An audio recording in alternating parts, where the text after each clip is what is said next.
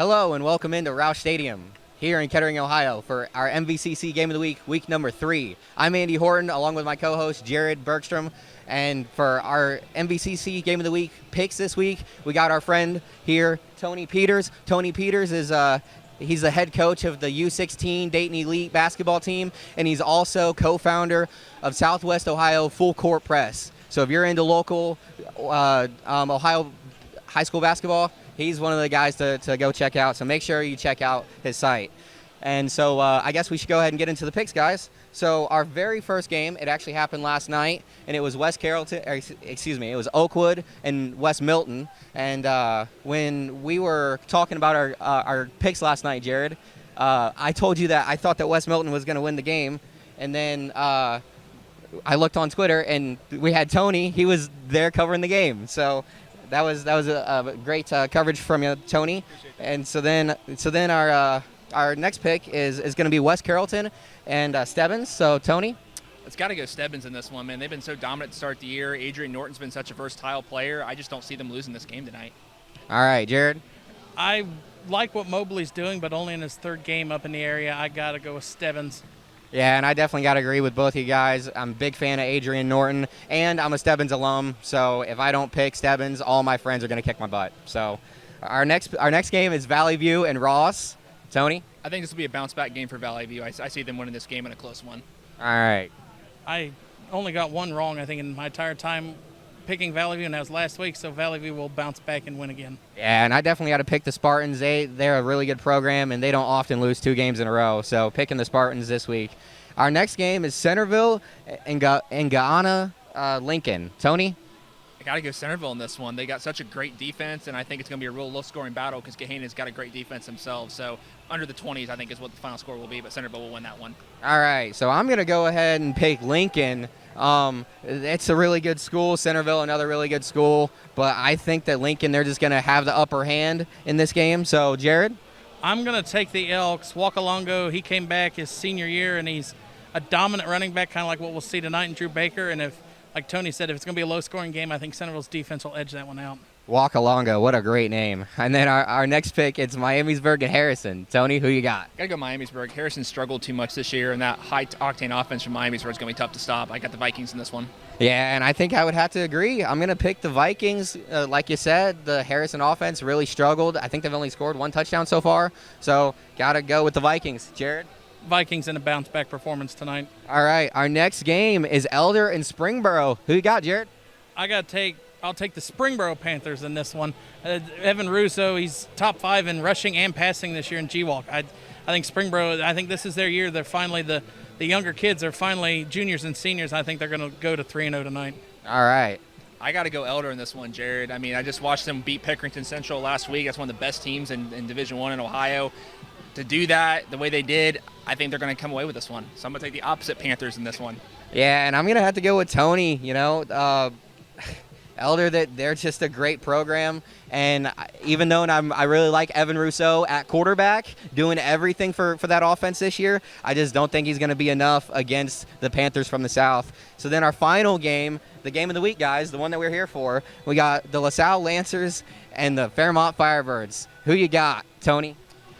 This was a tough one for me, but I got to go with LaSalle in this. Just knowing how those GCL schools play, I think they're going to find a way to neutralize Drew Baker, and I think they're going to find a way to pull away in that one. All right. Jared? That's a good pick, but Fairmont already has beaten one GCL team this year, and they're going to go 2-0 against the GCL. Tonight, I'm going to take the Firebirds. Firebirds win, go to 3-0. All right, and I'm also going to have to pick the Firebirds. I just think Drew Baker has been impossible to stop so far. He's got 355 yards so far, and I just think he's going to rack up probably another 150, maybe 200. Who knows? Maybe he gets another 300 tonight. The guy's absolutely unstoppable. So I guess that's going to do it for our MVCC Game of the Week picks. So I guess we're going to send it up to the booth, and we will see you guys after kickoff. All right, hello and welcome inside Roush Stadium for tonight's MVCC Game of the Week. For week number 3, proudly sponsored by Sherholtz Printing. It's a battle of the undefeated as the 2-0 LaSalle Lancers are taking on the 2-0 Fairmont Firebirds. Andy, why don't you go ahead and introduce us to the LaSalle coach real quick? Well, Jared, the Lancers are coached by Patrick McLaughlin. This is his 6th year with LaSalle. He's won 31 of his 46 games, winning over 2/3 of his games. And just a quick note about Coach is he in 2013 and in 2012 he was the offensive coordinator of Muller when they won their state championships.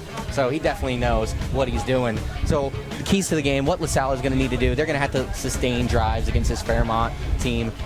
Fairmont is a team that you really cannot afford to just give the ball back to. We all know that Fairmont, they like to run the clock out. They just run the ball all day long, and they just don't give you a shot to score. So you definitely have to be able to sustain drives. What else are they going to have to do? They're going to have to score when they have the ball, because most of the time Coach Miller only gives his opponents 3, maybe 4 possessions. He's definitely not going to let you, just run up the score against these Firebirds. On defense, what are you going to have to do? Stop that man. Drew Baker has 355 yards coming into this game, and he could get another 355 here tonight. So you definitely got to watch out for him. And you have to watch out for the pass, because Coach Miller is ready to throw the ball. He's just waiting for you to fall asleep. And guess what? Teams fall asleep on this team all the time, and so then he just beats you over the top. So Jared, how about you introduce us to the Firebirds for tonight's game? You said his name a few times. The Firebirds are coached by Dave Miller. This is its 7th season, been here since 2016. And for the Firebirds offense, you talked about them on defense. Fairmont's going to have to keep turning around and hand the ball to Drew Baker. He, like you said, 355 yards, I think 5 or 6 touchdowns coming into the game tonight. We've seen him once already this year against Alter, had 202 yards, and I think he's going to have another big night tonight. Kind of going hand in hand with Fairmont with the running game like you talked about. You got to keep third down manageable. Fairmont thrives on getting at least 4 or 5 yards of play. If they do that, that makes it 3rd and 1, 3rd and 2, and they can keep it manageable, and Miller will go for it on 4th down in his own territory. We've seen that many a times. Defensively, they're going to have to force turnovers. They forced 4 against Alter, forced 2 against last week against Trotwood Madison. You force turnovers, you get the ball back, and Fairmont can run that clock out. And finally, no dumb penalties. We've seen a couple late hits in the Alter game, a couple face masks. Limit those, or don't limit them. Don't let it happen. And I think Fairmont will go to 3-0 on the night if they can execute that. We will be back for the National Anthem in our week number 3 game of the week, presented by Sherholtz Printing.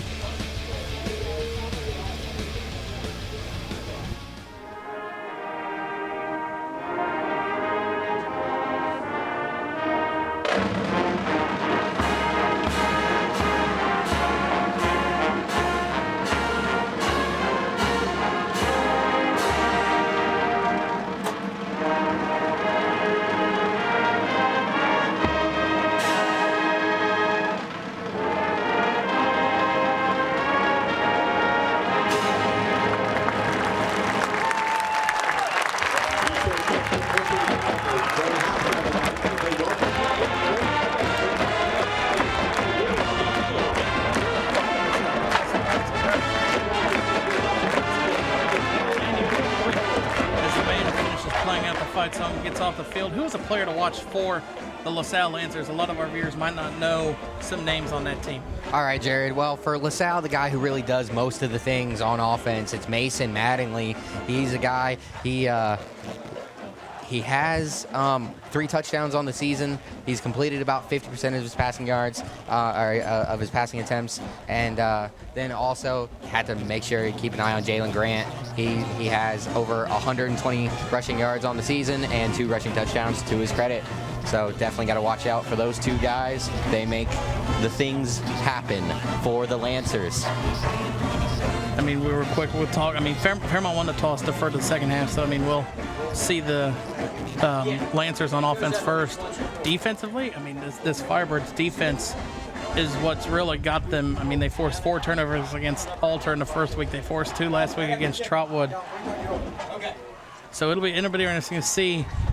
Last week, LaSalle beat some Canadian team. I have is RFCC out of Canada, 70-7. But the week before, Coleraine took them 17-13, and they won like in the last 5 minutes. So it'll be interesting to see what LaSalle team we play. If it's the one against Coleraine, Fairmont might be in better shape. If it's the one against RFCC, Fairmont might have their work cut out for them. Yeah, I believe they scored like 77 points or something like that in that game last week. So Definitely Fairmont does not want to see that team. It's going to be interesting to see which rendition of the Lancers we get tonight. So you're going to see number 16. Actually, it's going to be, it looks like number 37, Max Gehring, is going to be out to punt. Oh, no, there's Will Holt. Number 16 off to kick off for the Firebirds.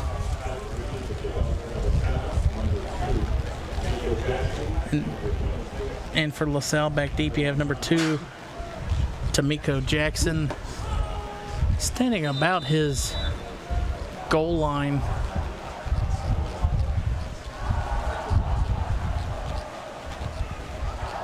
The patent and fake by the Firebirds.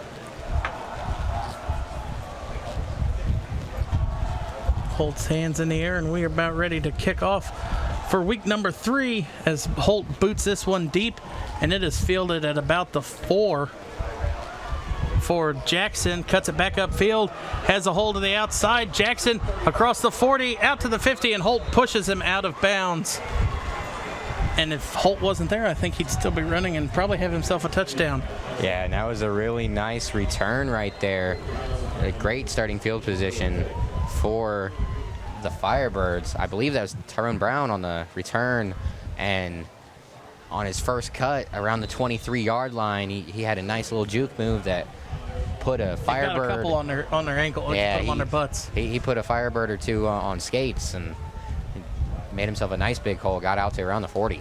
See, LaSalle's going to come out to the top, to the bottom, kind of in a stacked formation, and it's going to be a handoff for the first play of the game to number 3, Jalen Grant, and he gets about 3 on the play. And like we said earlier, Jalen Grant, he's got 2 touchdowns on the season, about 125 yards. Hasn't had the most productive outing so far, but he's had a good season so far. Definitely not the explosive guy like we'll see when Fairmont gets the ball. Yeah. Drew Baker. It's going to be split wide out to the outside. Mattingly Hauled throws in, it. First down play pushed out of Hits bounds. number 14. That's Xander Bernecker.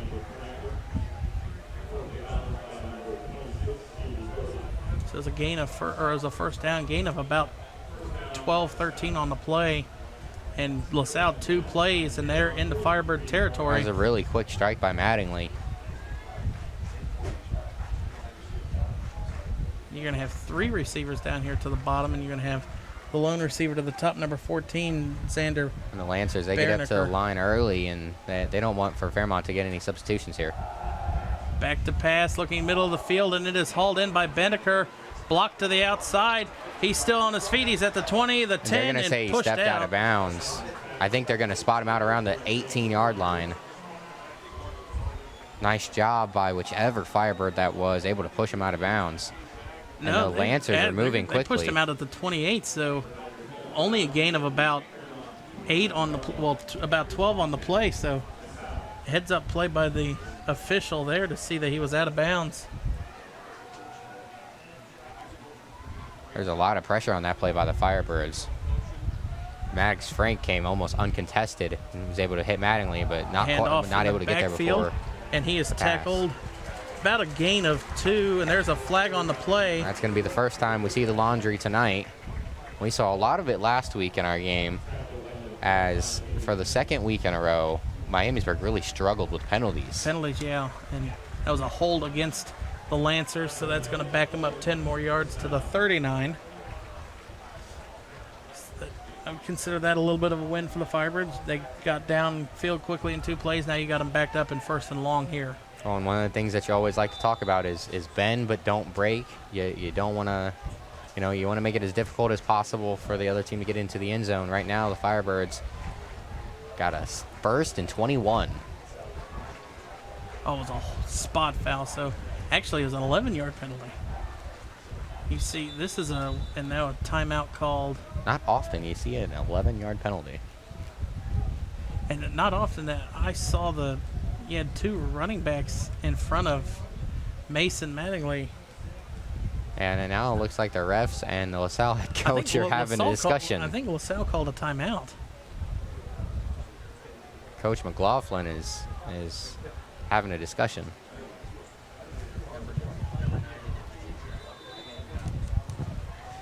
So number 9, that was Coy Beasley. He didn't have his chin strap buckled down, so he had to fix his equipment. Back to pass, throws it middle of the field, and it is incomplete. No penalty flags, and nice coverage there by number 26, Stevie Doty. Gavin Prophet in there. Oh, he came in the almost backfield unblocked. quickly. I believe unblocked, yeah. Was able to get a clean shot on Mattingly, and Mattingly just sailed that over the head of his wide receiver as well as Stevie Doty III. And actually, there was a penalty on the Lancers, an ineligible man downfield. I didn't even see the flag come out for that one. So Fairmont's starting to push the Lancers back via penalties. I was going to say, I think it's more the Lancers. Oh, no, they pushing declined it themselves actually back. to make it third down, which I think that's a smart play. I think the refs even got fooled on that one, whether they were accepting it or not. The refs walked it back 5, now walking it back.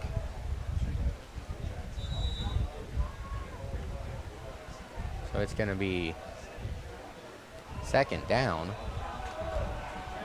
And there's another penalty I think flag. that one's going to be an encroachment. So we got a lot of laundry out here on the field very early. So bring it back up first and about 16 now, or second and 16. I think we have 3 offensive plays and 3 penalties. So now Mattingly will be in the backfield, standing at around the 40. Grant lined up beside him. Mattingly back to pass, throws it to the outside called in by Beasley. And I'll tell you what, Mattingly, he's getting the ball out of his hands so quickly. I mean, we're talking having the ball maybe a second before he's firing this thing away. And Doty is getting work as he's the one who's guarding Mattingly. It's 3rd and 9, 3rd and 8 here for the Lancers offensively. If Fairmont holds it here, Mattingly, I believe he's also the kicker, holds a couple offers from FCS schools. Mattingly back to pass, throws it to the outside, and it is incomplete. So Fairmont's defense holds after LaSalle gets downfield quickly. And I think that was another Aiden Penix with coverage there on the outside. Yeah, that was a tough throw right there by Mattingly. He threw it all the way back across the field, standing on the close hash to us. He threw it to the far sideline. And like you said, Penix was able to get there just in time, able to break up the pass, make it difficult. Oh, sorry, the kicker is number 7, Mason Lunsman. He holds quite a few FCS offers, I found out. And this one from 44 is up, and it is good. And LaSalle tacks on a field goal on their first opening drive and lead 3-0 here early against the Firebirds. knocking down 44-yard field goals like that. I guess that's why you get so many college offers. I think those FCS might turn into D1s, or not D1s, but at least division offers here after this season for the kicker. Yeah, I think at halftime we should have a kicking contest between him and Holt. Him and Holt. Yeah, that'd be a Holt good has one. a couple D1 offers, so it'd be interesting.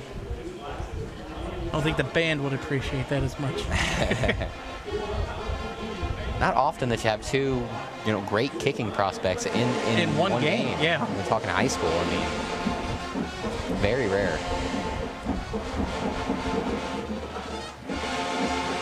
10-13 left here in the first quarter. We're going to see the Firebirds get the ball for the first time, and everybody knows what the Firebirds' bread and butter is going to be on this first drive, and I think they want to answer back with LaSalle driving down. They want to drive back down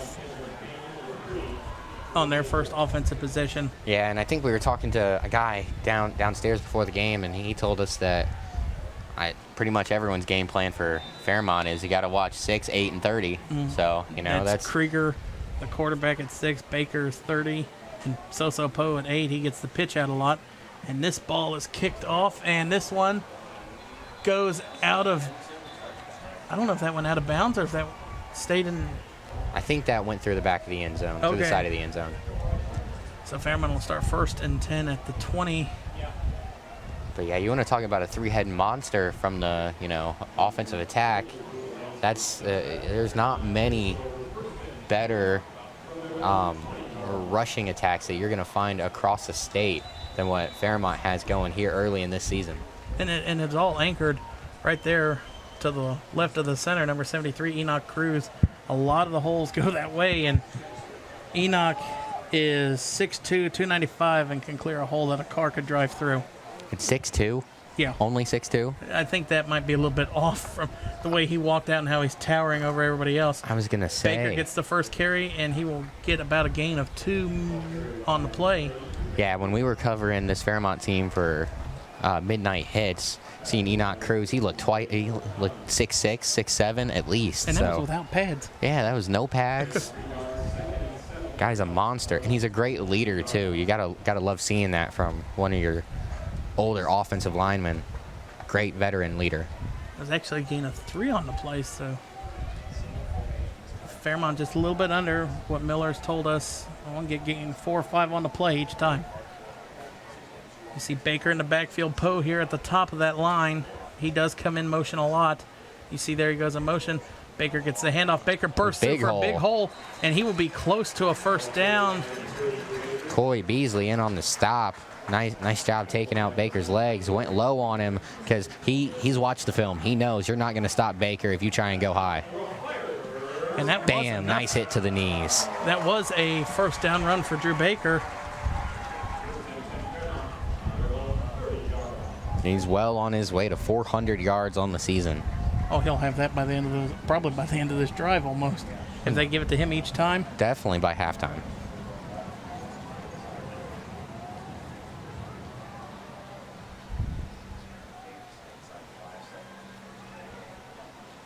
Hand off to Baker. Baker goes to the outside. Baker takes 2 to bring him down. That's number 5, Taj Landrum. And I believe that was number 8, Dior Brumfield. And just so far, the Firebirds doing exactly what we were expecting them to do. Just come out, hit you in the head a couple times with Drew Baker, and now they're starting to settle into this game plan. But like we said, you got to watch out for the pass. A couple times in that altar game, Krieger would drop back, and if he wanted to, he could throw it, but he tucked it, faked us out a couple times. Yeah, I feel like they called 5 or 6 different pass plays, more than what you typically see Coach Miller calling. But I'll tell you what, Krieger did a great job with his decision-making, never put the ball Krieger in danger. Pitches it out there to Poe in the backfield. Poe trying to get to the edge. Poe cuts it back upfield and will actually get about a gain of 2 or 3 on that play. So nice run there by Poe with the pitch out.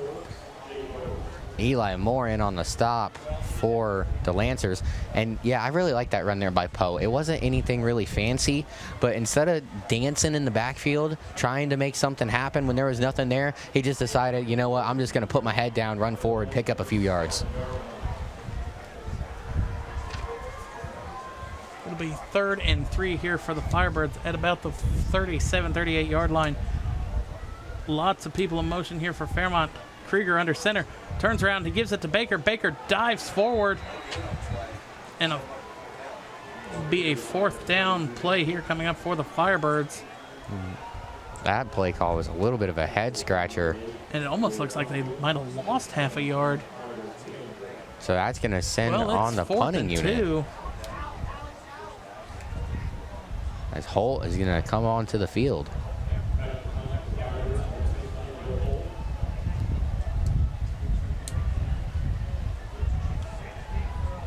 16, like you said, Holt on to punt for the Firebirds. Play clock's down to 7.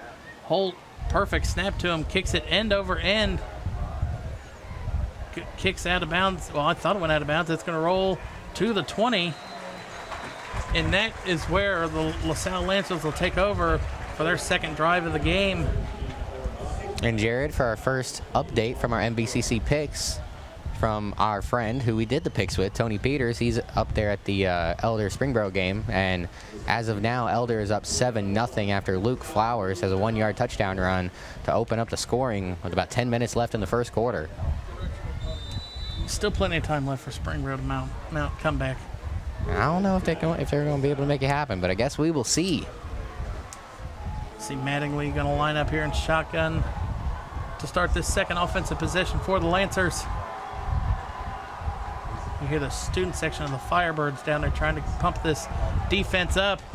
Hold to the outside, and actually a gain of about 3 on the play. There's Grayson Chad there on the catch. Nice job, able to pick up a few yards before he's taken down.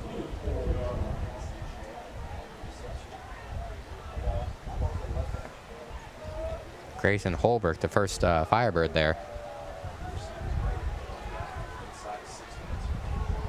Mattingly going to go, nobody in the backfield. He's ISO, and there's 3 to the top. One comes in motion, and Mattingly's going to run it up the middle, and he will have enough for a first down. And that was a really nice rush there by Mattingly. It was a well-designed play. They had their wide receivers stretched out, so you don't have the box too crowded. Mattingly's able to take it up the left side or up the middle, I guess, and find a nice chunk of yards. And you see they keep running away from number 44, Dalton Gusweiler. I wonder why, Jared. Because he can take out 2 defenders. And that man is a monster. But he still was there and ended up tackling at the legs, or part of that tackle, and he was lined up on the other side of the line. Well, and I noticed on the first drive quite a few times already, they've double-teamed Gusweiler, just trying to slow him down. And Gusweiler, you see, they almost got a paw on the ball. And I think he did end up getting a hand there on Grant, but not nearly enough to slow him down. Grant explodes to the outside. That's another first down for LaSalle.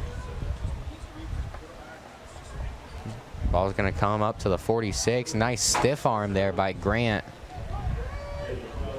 I believe that was Holbrook. Yeah, Holbrook is playing at the right side of the field at the safety position. Between him and Doty, they split. You see Gusweiler down there at the bottom of the screen, number 44 on the edge. Back to pass, and Fairmont's going to get a big sack in the backfield. And that is number 10. That's Maddox, Frank, and Dalton Gusweiler. He got double teamed on that play, and Frank was able to keep Mattingly up just long enough. He's not quite able to finish the job by himself, Gusweiler and then just in time, Gusweiler comes and takes him down. And now you hear the band and the student section start to get louder at the south end of Roush Stadium. 2nd and 21. And have 4 wide receivers set. And one-handed catch there by Mattingly. Open field catch by Brunfield. And he catches it, and Firebirds right there to swarm it. About a gain of 5 on the play. And Bernicker, I believe that's his 3rd catch of the game. He's been very effective here early. Looks like one of the better weapons for this offense. But he got swarmed by Firebirds there. Aiden Penix, one of the first ones there to hit contact and bring him down. 3rd and 15. Mattingly 5 wide, 3 to the bottom, 2 to the top. Mattingly looks back over to the coach for instructions. Play clock's down to 5. I don't know if he notices. Play clock's at 2. And they don't get it off. And that's going to be a delay of game. That was very close, That Jared. was very close. It's like that. You saw the ref had his hand on the flag, and then he saw the 0 and he threw it. Yeah, and you see a lot of times in the college game or even in the pro that, it's about a second or so delay that they get. Yeah, it'll get down to 0 sometimes, and they'll let it go. But in that one, as soon as it hit 0, that ref was reaching. That back judge was on it. He's like 0, throws the flag, and now it's 3rd and 20. Mattingly back to pass, going to roll out to the outside, throws on the run, wide open Brumfield, and overshoots him. And that was just a little bit too much air under that one, or Brumfield would have been.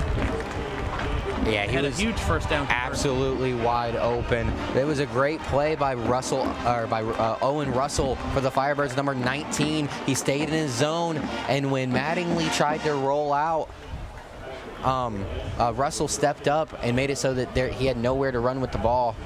Made it so he had to throw it to Bernicker. And he just overshot him by about 2 or 3 yards. On the punt here. Low snap. Low kick. And Fairmont's going to let it bounce, and they fielded it at about the 22. Hold to the outside. He's at the 35 and runs into his own man.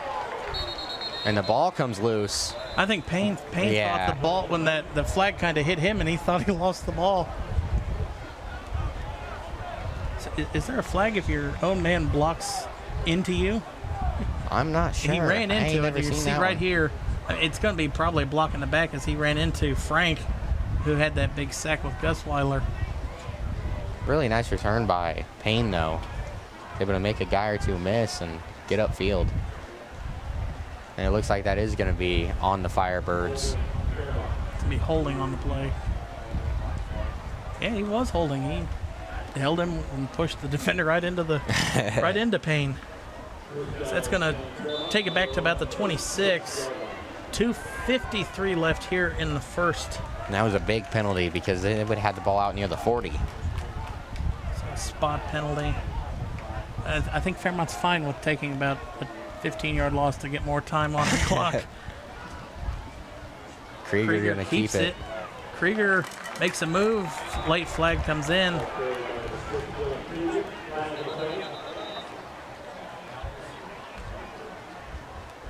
See what the refs say. It looks like it's coming out of the area of holding.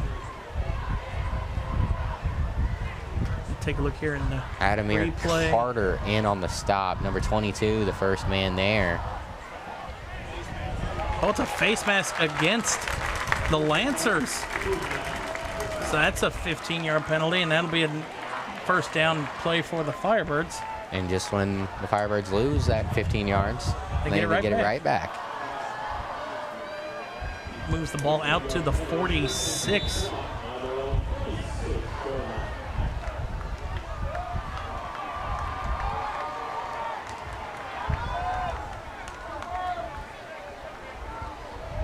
Baker and Krieger standing there in the backfield. Poe at the top of the line.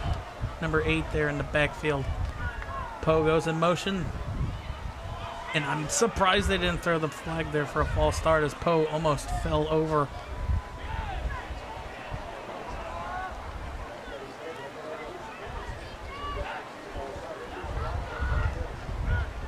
Poe in motion. Krieger turns around, hands it to Baker. Baker jumps over and gets to the 50 for a gain of 4 on the play. Baker's just going to slowly continue to chip away. So another update from our MVCC Game of the Week picks. Right now, the Vikings of Miamisburg have a 9-0 lead over Harrison with about 3.5 minutes left in the first quarter.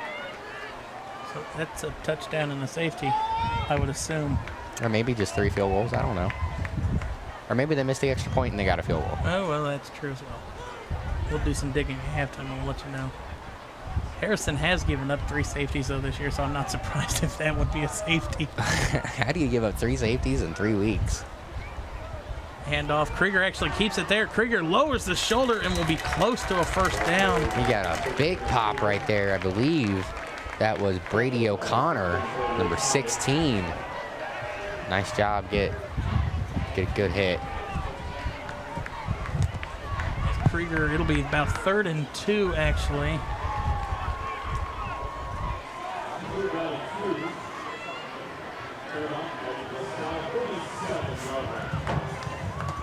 I just saw O'Connor was just sitting in the right spot the entire play. And it's like Krieger just lined himself up for it. Got about an extra half a yard on the play. Here comes out the strong eye for the Firebirds. Russell in front of Gusweiler, in front of Baker. And Baker doesn't get it, I don't think.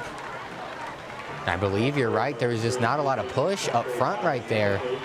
The Lancers' big men doing a good job to slow down the Firebirds.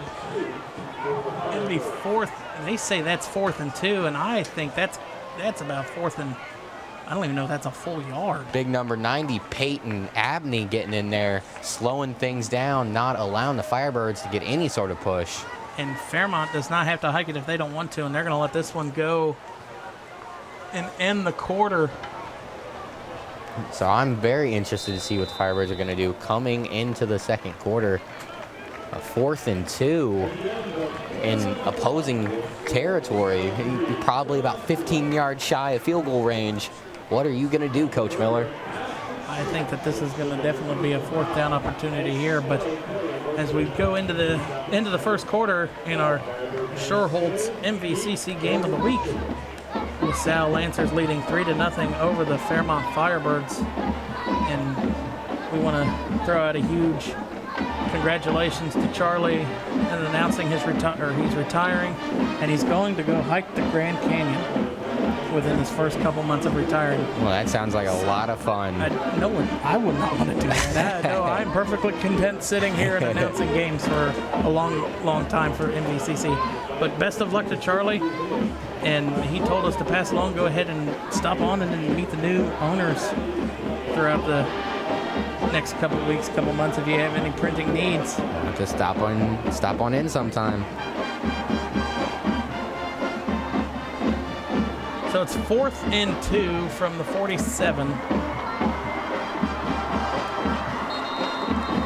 Fairmont looking like they're going to go for it, and you see Gus Weiler's on the field. You see Enoch Cruz is on the field. There's a lot of tonnage out there for the Firebirds. You see number 60 for Fairmont. That is Caden Paternak, 6 foot 245. And you see they're not lined up in front of Baker like we thought. They're all over on that right side of the line. And if you're LaSalle, you might think you would stack it. Baker gets the carry. Baker is stopped. As LaSalle read that one perfectly. Alex Curry Ziegler, number 49, the big man, gets his nose in there. And it looks like you talked about number 90 on the last play. He looked like he got down and disrupted some of the footing for the Fairmont offensive lineman. So Peyton Abney and Curry Ziegler combining in there, all that tonnage, able to slow down the Firebirds. Don't take my terminology, Andy. My bad. I'm working on getting that trademarked. So it'll be 1st and 10 for the LaSalle Lancers at the 47.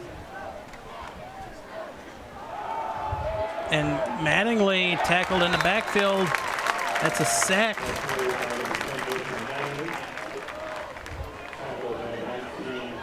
Owen Russell with a sack there. And you see Gus Weiler was another one there. Look, Gus Weiler off the end. See that MVCC Game of the Week replay. Actually, Gus Weiler was completely fooled on that. Gus Weiler was tackling the running back, and Mattingly wisely pulled it out, but right there he's hit by Russell. This Firebirds defense has been ferocious here early. Nearly just got Gus Weiler to jump. Got back quickly at the 45. Mattingly back to pass. Berniker at the top of your screen, wide open. Nice strike. Berniker still stays on his feet, and Berniker tripped up, and there's a flag that comes in late. And could that be in the area of blocking downfield? I do not know, but there's a Firebird who is very, very hurt right now. That's number 32, Dawson Cahill. I'm gonna look to see what he did. Oh, and he just right there. He got chopped in half on that play. And that might be where the flag comes in. Got the wind knocked out of him, it looks like. Gotta hope he's not actually hurt. That one hurts me looking at that. I mean, he almost got folded in half. Oh, got blindsided, it looks like. Ferocious hit.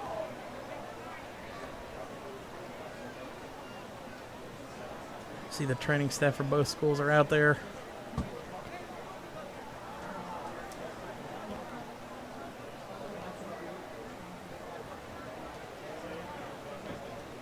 Cahill's still moving around down on the field.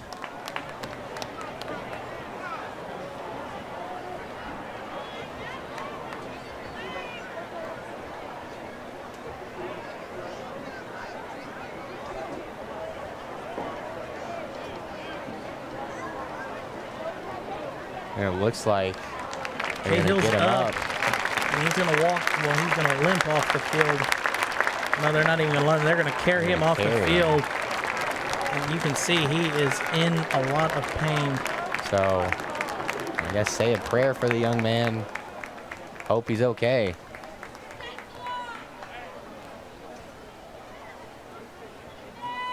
Cahill is a senior linebacker, or defensive back linebacker, and you just hope that this is not the last time that we see him on the field this season for the Firebirds.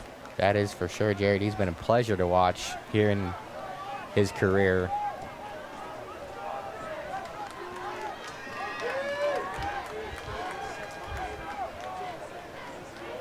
So now we have to figure out the yardage for the penalty. You see the refs are lining up, so because the chains never moved.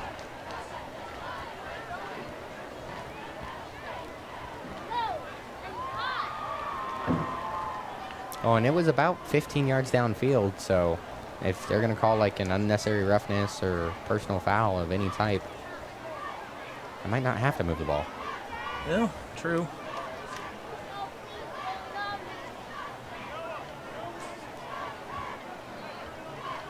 And I think that's right. So the first down happened, and then the penalty negated or off the spot foul.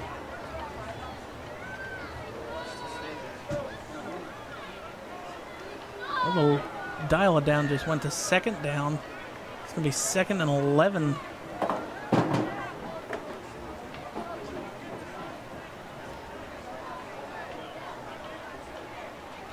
And you see LaSalle's head coach is on the field. I think he's just as confused as all of us about what's going on.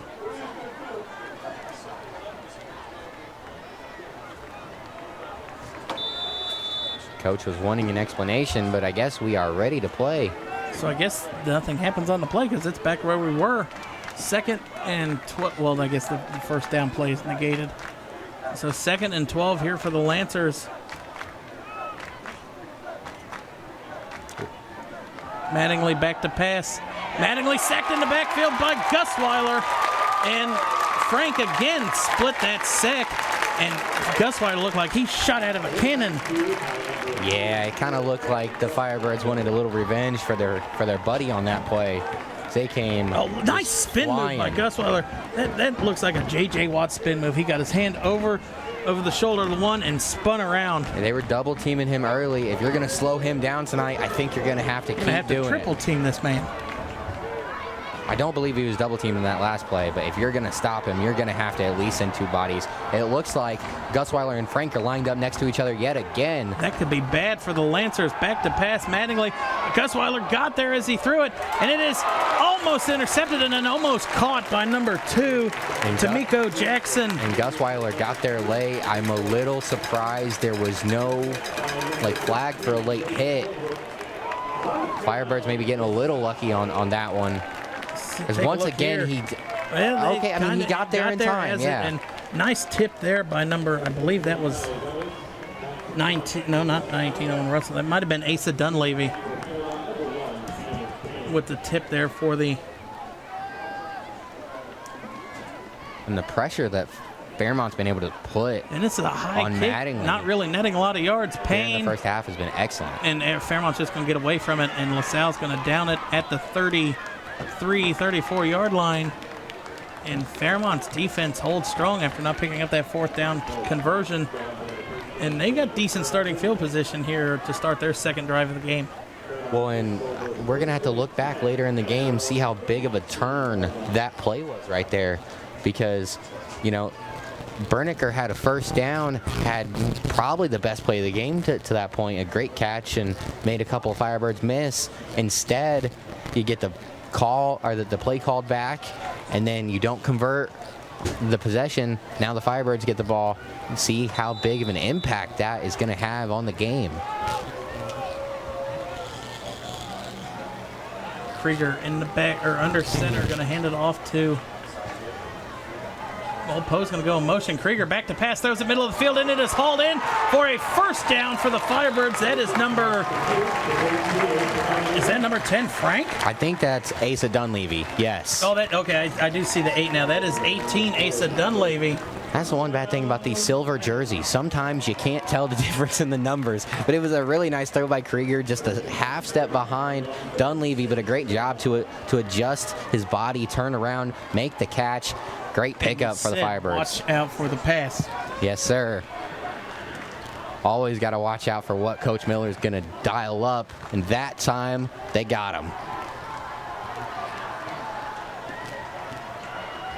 Krieger going to go under center.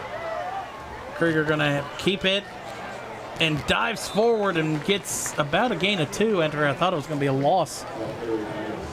And I believe either Abney or O'Connor was able to get a hand on Krieger. Let's see this again. Yeah, number 16, O'Connor. O'Connor, nice job. It looks like he got his hand like right there in the shoulder pad and just kind of yanked him down. Great strength by the linebacker. 6'2", 205, sophomore. As we approach 8.5 minutes here left in the first half. Fairmont might have got him off sides, and I think they did. I think the Firebirds jumped early on that one. Oh, and they're gonna call that. Good call, Jared. Just call me Tony Romo.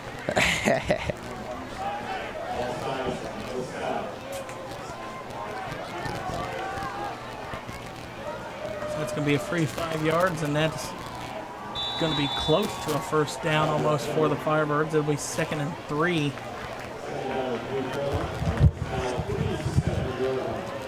At the 47 of LaSalle, and Fairmont doesn't have to hike this one until about 7:45 left on the clock if they don't want to. And you see here at the bottom of the screen that edge rusher almost looks like he's offsides. There he backs He's up. very close to the line. And the ref right here is watching it. But I think I'm straight on with the ref. He don't look offsides to me. Baker gets the carry. Baker bounces to the outside. Baker, big hole. Baker to the 30. And you see right there what the arm tackle does as it was Coy Beasley tried to bring down Baker with just the arms. You'll see him number 9 here at the end. And guess what? That's not going to slow him down at all as he takes 2 more Lancers, another 5 yards down to the 31. Well, you saw in the Alter game we covered week 1, he had that fumble on the goal line.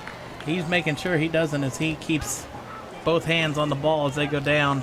Yeah, definitely a very uncharacteristic play of Baker to leave that thing on the goal line, and he's been doing a great job ever since not to let that happen. Baker gets the carry and he dives, or tries to dive, and he's upended by number 8, Dior Brumfield.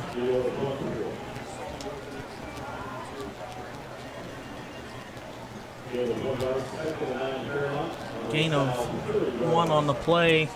So we approach 7 minutes left here in the first half.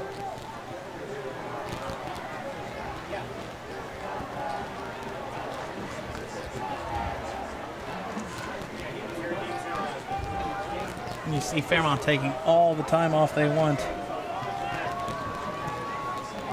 Nick Bruder, 18-yard interception return for a touchdown. Put the Elks up 7-0 right now. Krieger keeps it. Krieger has a first down. Krieger stays on the field, and he is tackled from behind by number 5, but inside the 10. As Taj Landrum. There's a nice job by the big linebacker to be able to chase him down. But Krieger just finds the hole. Is able to slip back inside. And nice there. Landon tries to knock it out, but Krieger covers it up with both hands. And I think he was kind of surprised that there was that big of a lane for him to run. Normally you don't see that big of a hole for... Yeah, he saw all sorts of daylight, but the draw inside to Baker right now is working so well. It's drawing the Lancers in, and then he has the room to go outside and just do whatever he wants with the ball right now. 6:05 left here in the first half, and Fairmont is going to burn a timeout. They want to make sure that they get this first and goal situation right, as they are looking to try and take the lead over the Lancers. And Fairmont, remind you, gets the ball to start the second half.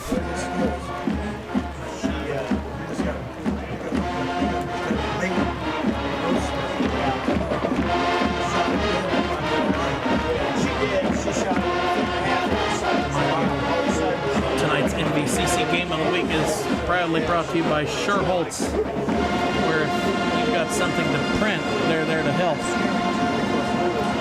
All right, so another update from around G-Walk down in Springboro. The Elks have tied, let's try that again. The Panthers have tied it up.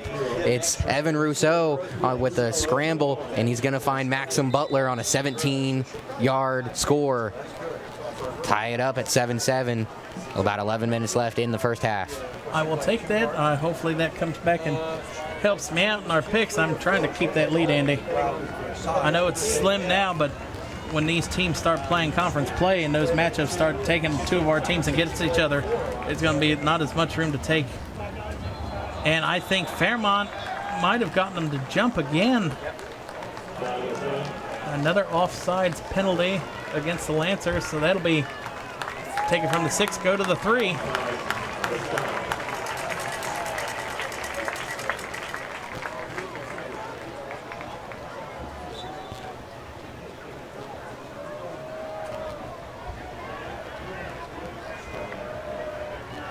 And now as we take a look into the Miamisburg game, the Vikings are up 15-0 over Harrison. It's Vaughn to Davis for a long touchdown pass at the end of the first. Extra point was wide right. Krieger under center. Baker at the right behind him, standing at about the 7-yard line. Does that mean they've missed 2 extra points in this game already? I don't know. I'll have to look at that. Because they had 9, now they got 15. Krieger turns around, hands to Baker. Baker plows through for a touchdown for the Firebirds. And O'Connor did his best to try and slow him down, but you're going to need some more help there, buddy. I don't think you're going to slow him down. As you see, number 16 gets blocked by Asa Dunleavy with a nice assist for his big running back. Helps him get in the end zone. And I would say by this point, Baker has well over 400 yards. On the season total, probably, yes. Luxury of being on the home side of a press box is we'll get half seat staff time. Definitely always a plus. Holt on to attempt the extra point. Holt's extra point is up, and it is good. Holt now 16 for 16 on the year for extra points, and Fairmont leads 7-3 in our MVCC Game of the Week, brought to you by Sherholtz with 5:25 left here in the first half. 16 for 16 for number 16. There you go. And then now as we take a look into the West Carrollton game, Stebbins at the end of one up 19-0. Just having all sorts of weird scores around our coverage cities tonight. Nothing normal around here, Jared. And then now looking, the Elks up 10-0 with 10 minutes left in the first half.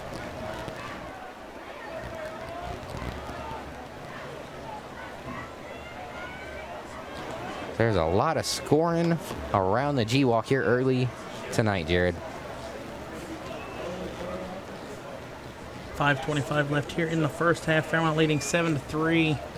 Hold on to kick off here for the Firebirds.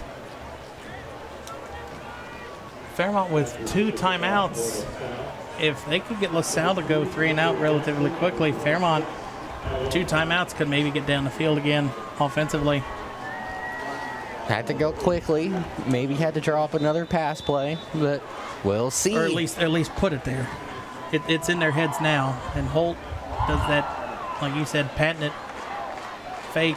Although a couple times I've seen them kick off, they go for onside kicks. We saw that once last year in the Trotwood game when we covered it here, and once in the Springboro game, and it works. Well, and when you do it, when you fake it every single time, I mean, at some point you're going to get someone to fall asleep. And that one goes into the back of the end zone.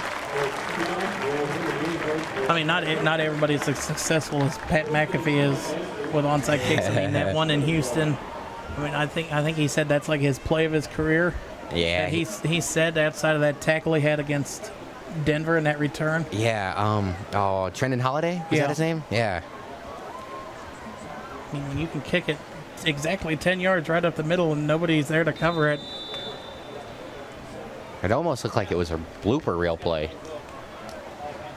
It was for the Texans on their special teams. Yes, sir. So LaSalle will start this one at the 20-yard line. 2 wide receivers to the top of your screen, 3 spread out to the bottom. And Mattingly's going to keep this one and tackled again. And looky there, that's 34. Tyler Atkins. Tyler Atkins, the senior, with a tackle in the backfield for a loss of 1. I think that's the first time we've called his name all season long, but he got a great jump on that play and was unblocked into the And backfield. you see Owen Russell there swiping at the feet, and Gus Weiler was in the backfield again. Look at the running back got that block. The front 7 of these Firebirds has been absolutely phenomenal here in the early going. Mattingly back to pass. Sets up the screen, and it is incomplete. As that one was a step behind Beasley, and Mattingly's going to want that one back. It was a really well drawn up play, as most of the offensive line, they fooled their blocking assignments. They were all let free to go block, but they just... Right there, yeah, number 6. It's just a step way behind him. Number 6, Grayson Shad. And I talked about Fairmont getting a stop quickly. 3 and out is what the Lancers are looking at if they don't pick up 11 yards here from the 19. 3rd and 11, and it's something that you really cannot afford against this Firebirds team. They will just go to work on your defense, really wear them out.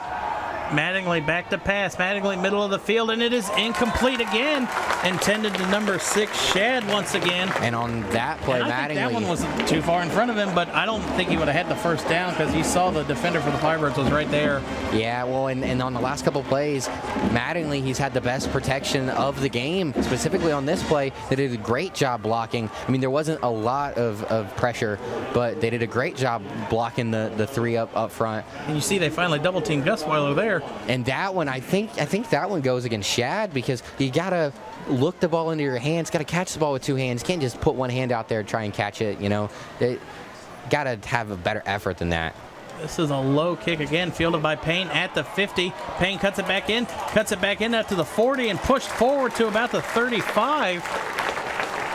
And Fairmont, excellent starting field position here.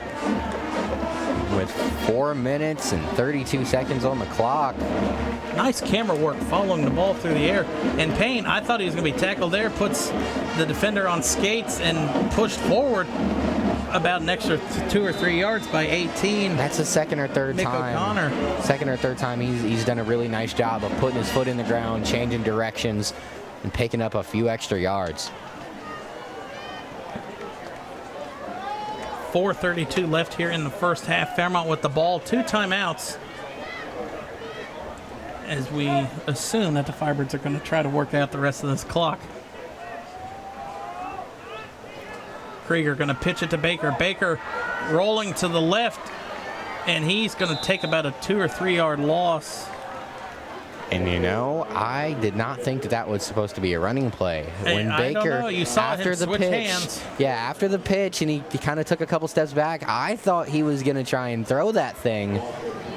Maybe it was in the cards, but he decided to just hang on to it. Yeah, instead of forcing something that's not there, just take the 3 yard loss and stay on the edge of Holt's field goal range if something doesn't turn out. That's one of those plays where I want to see the film room. I want to see the whole field on the film next time. I want to see if there was anyone out there running routes trying to get open. Baker gets the Harry. No, Krieger keeps it for about a gain of 2 or 3. Might get back to the original line of scrimmage. And that is not a good sign for the Firebirds, as Cruz he's trying to stomp something out of that It's foot. almost like it's asleep, it looks like, or a cramp. Maybe he got stepped on or something. Here you see something we don't really see out of the Firebirds. Is Krieger over here at Coach Miller getting the play. Well, maybe Coach got something special he's getting ready to dial up. You see here, number 22, C.J. Myers is at the top of your screen. Poe split out wide right. Pitch out to Baker, blocking to the outside. Baker puts his foot in the ground and gets to about the 29, or the 31. Had to get to about the 26 for a first down.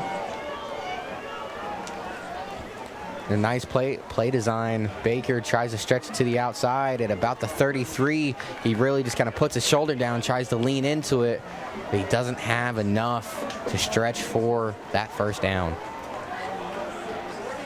This is going to be a 48-yard field goal attempt for Will Holt. Do we know what his career long is? 45 last year against Beaver Creek. So this is a new record. This is a career-long attempt here for Holt and the Firebirds. Snaps good, holds good, kick is up, and it is good. Will Holt from 48 yards out. And a beautiful kick by the kid. And look at the celebration on the field. 17 for 17, and the Firebirds are ecstatic. I don't know if you could hear it, but up here in the press box, they were going crazy for it. And that is a Firebirds record. We heard the PA guys say. Holt with a 48-yard field goal attempt there. And I mean, that is easily college level kicking right there. I mean, he might have a few more offers coming tomorrow morning. Yeah, he's definitely sending that one out to every school in the country. 2:44 left in the first half.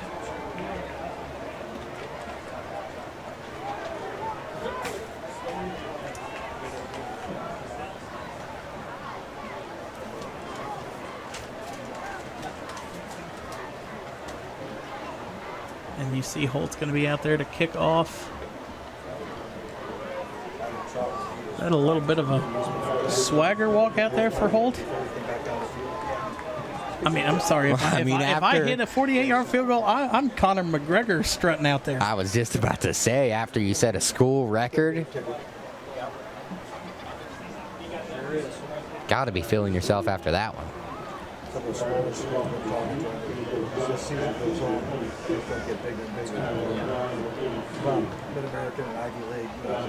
And Springboro takes a touchdown lead with 16 seconds left going into the half.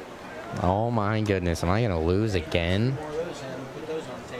And now looking, wrong Panther, Andy. I guess, man. And now looking at the Vikings, they're up 22-0. Chris Davis going to take in a 6-yard touchdown. And here we go, Holt on to kick off. Booms this one. And this one's going to be into the end zone. And that is where the Lancers will start at the 20-yard line. You want to talk about Will Holt having a good night. Sets a record. 2 touchbacks and a record for the books. And we're just getting started. We still got the second half, and thankfully we get to see the Firebirds 2 more times this year against Miamisburg and Springboro. And that is going to be one to watch. Which one? Oh, the Firebirds. Yeah. Last year when we did that game, Fairmont and Springboro were both undefeated to the point, and Springboro won 15-14. Springboro got the touchdown late, went for 2, went for the win. Mattingly, back to pass, throws a quick outside. That is Berniker. All 3 timeouts here for LaSalle. 2:42 left here in the first half. And you know, when LaSalle's been effective in this game on offense, it's been that quick passing attack from Mattingly. You know, you just get the ball out quickly. You can tell that they really don't have the best offensive line because Mattingly's been under attack a lot. So if you're able to, keep drawing up to quick slants, it doesn't give stuff Gus like Weiler that. and Russell and Frank time to get in the backfield. Right. If you can just keep drawing up quick slants for them, I think they'll be way more effective than trying to have them hold the ball and make plays. Number 6 in the middle of the field, Shad, you think with those 2 drops, Fairmont might be playing off him a little bit. And Mattingly's going to keep this one and will get the first down run. Tackle looks like Frank and Russell were both there. That was a great job by Mattingly making Owen Russell miss, because he looked like he was headhunting on that play. Does a nice little whoop, slides right by him. First down for the Lancers. 2.5 minutes left here in the first half of our MVCC Game of the Week for week number 3. Fairmont leading 10-3. Mattingly going to hand it off here in the backfield to number 3 Grant, and he will be close to another first down, and I think he might actually have it.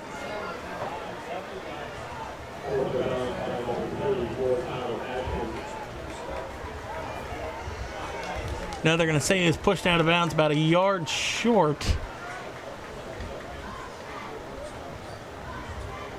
And so now looking in at the Centerville game, they're up 10-0 right now. That should be about at the half, isn't it? This says we're just into the second quarter.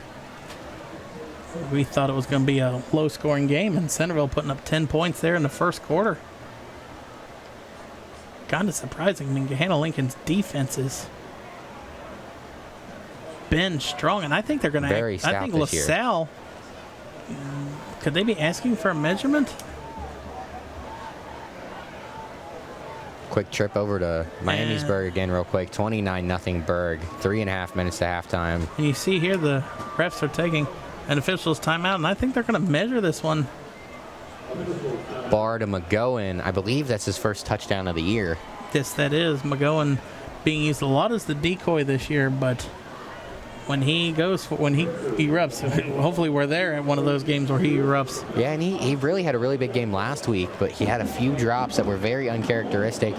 And there was a couple in triple and quadruple coverage. That's true. There was a couple plays where, I mean, we were close to sending in some plays. The Sports Center, the one on the sideline, tiptoe, just barely wasn't able to get his foot down. He had one over the middle that was spectacular, but not quite able to haul in. I mean, he was completely draped. Nothing ever will beat the play that I saw him.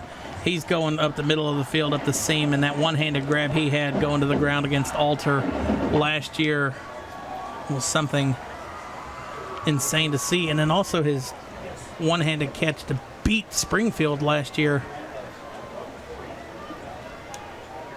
And that was Springfield's only loss till they lost to eventual champ St. Ignatius. And the officials didn't measure. I don't know why they stopped the clock.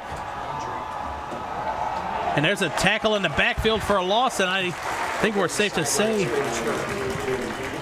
it looked like Russell and number 25, Aiden Penix, again in there for another stop.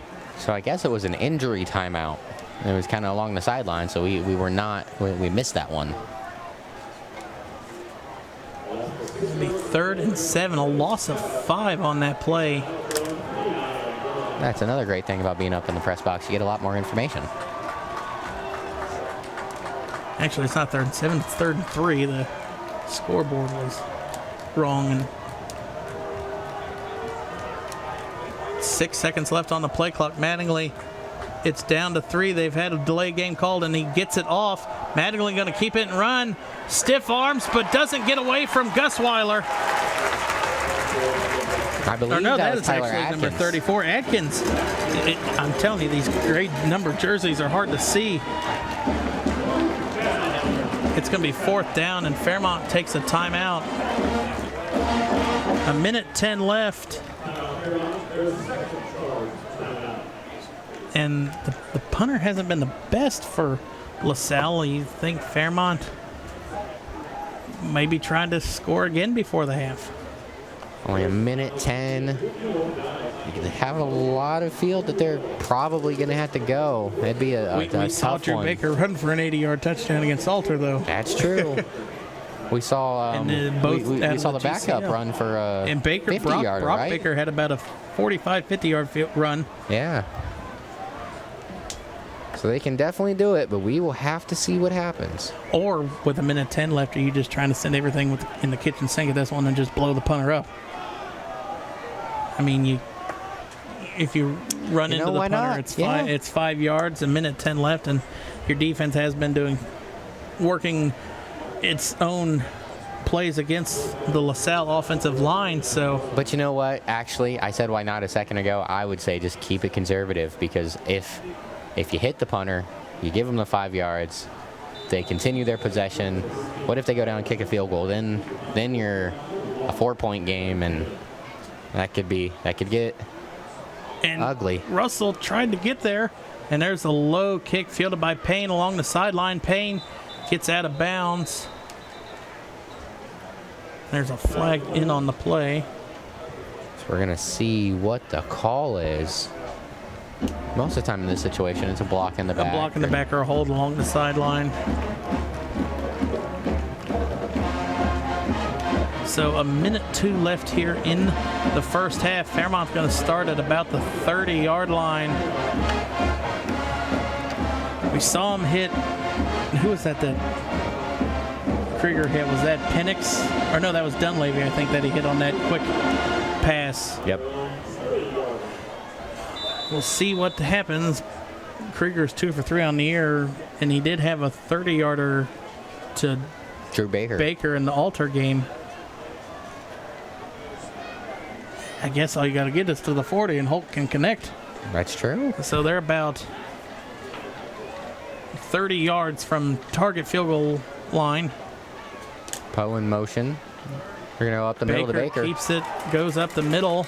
Be about a gain of 8 on the play. And that's one of the reasons why they say you just got to keep your feet moving as a running back. He stumbled through the offensive line, and then he was able to find a little gap and pick up about 10 yards on the play. Fairmont letting the play clock or the clock run, and maybe depending on what they do here, if they pick up the first down, maybe. Taj Landrum was the first Lancer in on the stop. About a 15-second difference between play clock and game clock. Well, and I guess Coach Miller is just content with taking the 7-point lead into halftime. I am too. The way LaSalle drove that first game, or that first drive, and Krieger tackled at about the line of scrimmage. And I think Fairmont's going to be done with that, and they're going to let that one go into the half. And LaSalle trailing 10-7 or 10-3 to the Fairmont Firebirds as we go to the halftime. We'll be back for the bands after our highlight plays of the first half. We'll be back for the second half of the MVCC Varsity Game of the Week as the Fairmont Firebirds lead 10-3.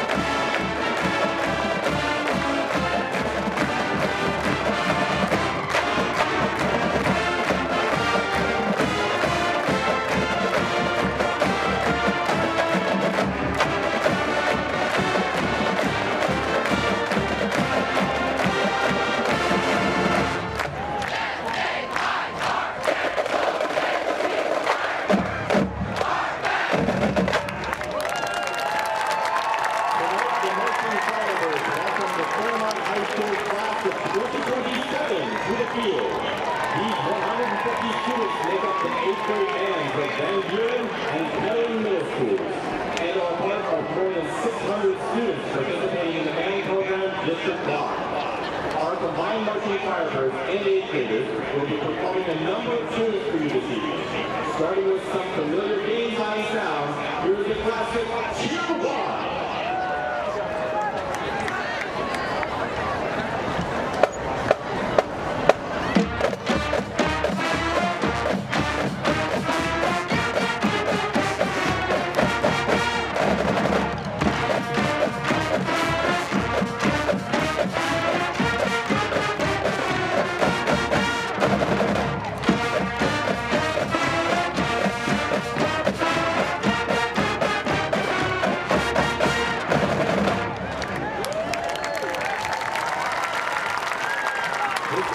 Really gets the man fired up.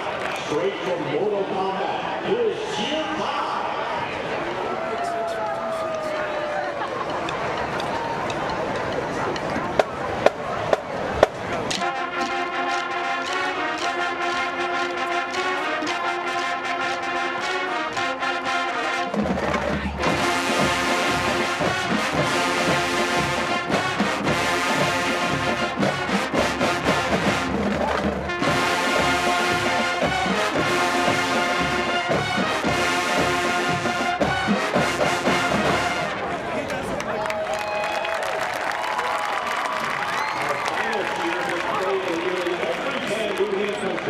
And take this rally for the White Stripes 7 Nation Army.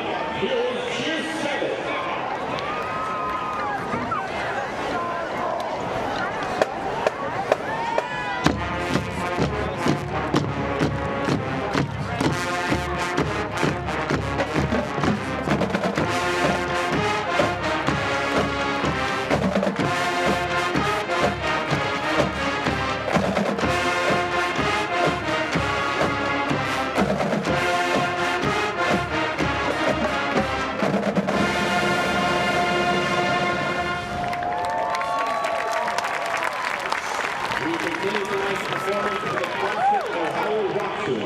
This song was first recorded by the LaSalle and was inspired by a woman named Dorothy Snoop, who was a native of Steubenville, Ohio. She had a career as a singer in the 1950s and used the name Snoopy as a stage name. Dorothy Snoop passed away in Mississippi years ago, but her song will live on in the hearts of Buckeye fans everywhere. We close tonight's show with Hang On Snoopy!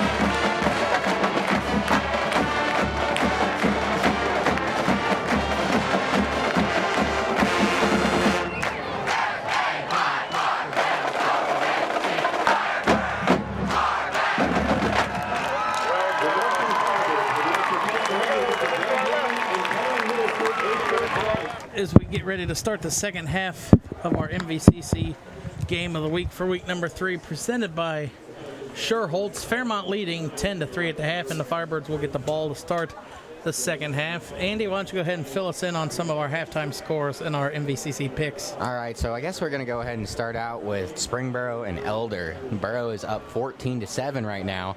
So I got that one. It's the deciding game. Right so far, and well, everything else is just complete blowouts. I mean, okay, so the Elks in Lincoln, that's actually only a 10-point game. Elks up 10-0. But then a lot of fumbles in that game I saw on Twitter by both teams. Yeah, the Elks, they fumbled twice there in the second quarter. Really hurt them. They could have taken a big lead, and then it would have been a blowout right now. But then Berg is on top of Harrison, 36-0. Ross trailing Valley View, 17-0 at half, and my alma mater Stebbins up 33-0 over West Carrollton.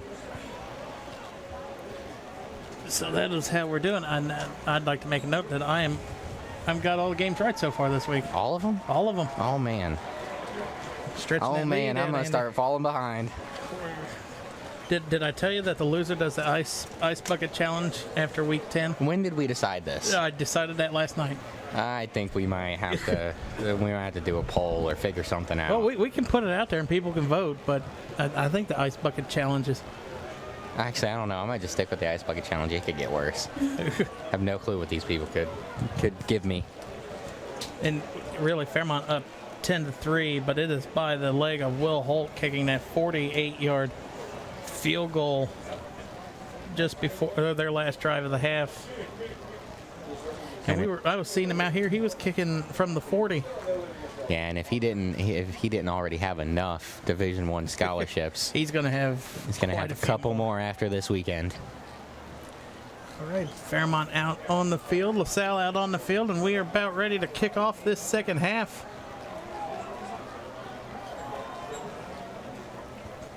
LaSalle on to kick off the second half. And a new update from the Springboro and Elder game. Springboro stretches the lead to 20-7. All right. I will take it. And that ball goes, and that one bounces, just curves inside the pylon and goes out of bounds. That is a save there for the Lancers. That's the second time it's been close to going out of bounds, and the end zone has bailed them out. Yeah, and it was a nice read by Cameron Payne. He was going to let it go, and he waited to the very last second. Let it go too. So Fairmont gets the ball to start this third quarter, and 12 minutes on the clock, and let's see how much is on the clock when Fairmont's done with this first drive of the second half. I'm gonna go say over under. Under 7. I'll go under 6. Under 6. Okay, there we go. Baker lined up in the backfield, because who else would be there? So Poe comes in off the edge. I don't know if Poe has the strength to be out there like that. Baker gets about 5 on the play.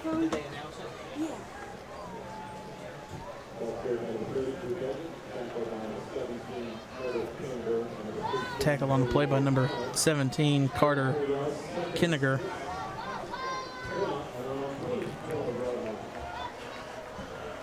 First time we've called his name tonight. And his name, looking at the stat sheet, he had coming into the game with double-digit tackles, and I don't know if he just wasn't starting in that first half.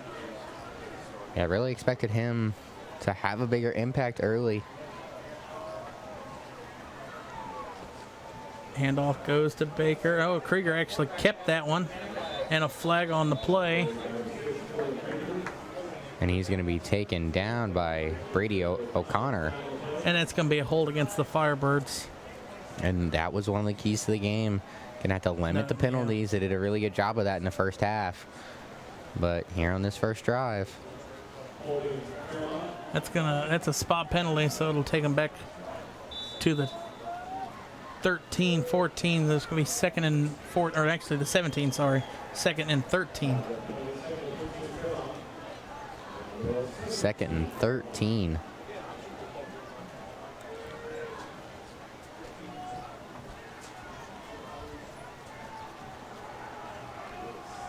And really, if you're LaSalle, you maybe think about maybe declining that, at least be third down. Now you give Fairmont 2 more chances to take Right. the ball. And Baker gets the pitch to the outside. Baker drops a shoulder on one, but stays, or number 4 looks like stays with it, B.J. Ross. He just ran over Coy Beasley there, but like you said, after he dropped that shoulder, B.J. Ross able to stay in there. Does a good job squaring up. Nice tackle. It's going to be 3rd and 16. Actually, lost a 3 on the play. It was a really nice job by Ross. A lot of times, defensive backs, they kind of afraid to go and try and pop a running back like that. Especially Baker's size. I don't think I would be one to hit him. Oh, if he's got a full head of steam coming at you. Krieger going to go back. He's going to roll to the right. Krieger keeps it. And he is swarmed with Lancers. About a gain of 3 on the play. I believe that was Taj Landrum, the first number 5 in there on the play. Hold on to punt here for the Firebirds as they go 3 and out. And that is definitely not how you wanted to start out the half. And we were both way off on the over-under for that drive. And talking with Miller before games, not necessarily this one, but And that one was nearly blocked. low booming kick, or low kick there but it's going to take a Firebird bounce and go back to about the 35. And we talked about it with Miller, when we did our show and just talking with him before games. Holding penalties stalls out this team's offensive drives and really kills them because, you take 10 minutes or 10 yards, they get 3 or 4 play. 4th down manageable. You back them up 10 more and you got 20 yards. It's hard for the Firebirds to execute. Yeah, that is one of the few downsides of the system that Coach Miller runs. When you don't pass the ball, your ability to pick up chunk plays is limited, and so you can't get behind schedule. Getting behind schedule is something that he really focused on in our conversation. Which, if you have time and want to hear from Coach Miller. Here's a handoff in the backfield. There's a flag on the play. And you were talking about, Miller had such a successful stint up in Covington. He had 8 undefeated seasons. I think he told me as far as, the regional finals, which is 3 wins away from state. Mm-hmm. But one that stood out, he had a 46 conference game winning streak in that 8 perfect season. And that's just phenomenal. And that was playing in a conference against Marion local. I'm trying to think of other schools that are up in that area, but those schools up there are no slouches in that Division 4. A lot of them are smaller schools, but man, they play really good football up there in the farmlands here in Ohio. Mattingly back to pass, throws it to the outside to, I believe that was 14. Berniker. And Berniker called his name a lot, but he's getting a lot of screen passes, and he's made a couple go upfield, but that one still from the first quarter, he's wide open for 3rd down and just got airmailed. It's going to get about a gain of 7 on the play, so it'll be 2nd and 18. But then, kind of like you were talking about, Jared, once Coach Miller got here, it took him about a year to turn things around, but he was able to get Fairmont to win a couple of playoff games. They've turned things around with against Alter over the last 5-6 years. 4-2 against Alter in his time here. High snap to Mattingly.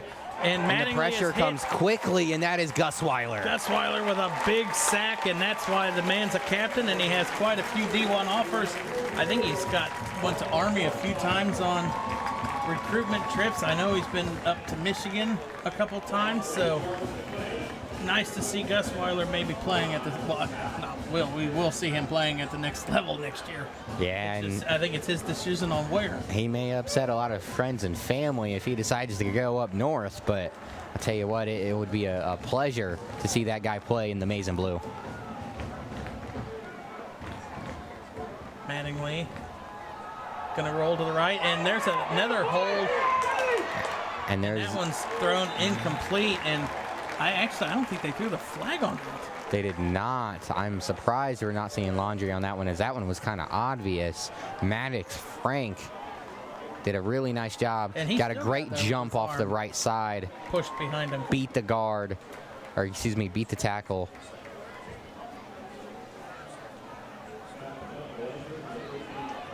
Yeah, we had a really great talk with Coach Miller before the season, and if anyone's interested in hearing that interview, you can go ahead and check on our That one almost looked like it actually might have got blocked. YouTube page for Payne picks it up at the 45, trying to make a move, and he will be stopped at about the 46 maybe, and Fairmont will have decent starting field position to start their second drive of the half. You can go ahead and check the MVCC YouTube page and go ahead and catch that interview. It was a great sit down.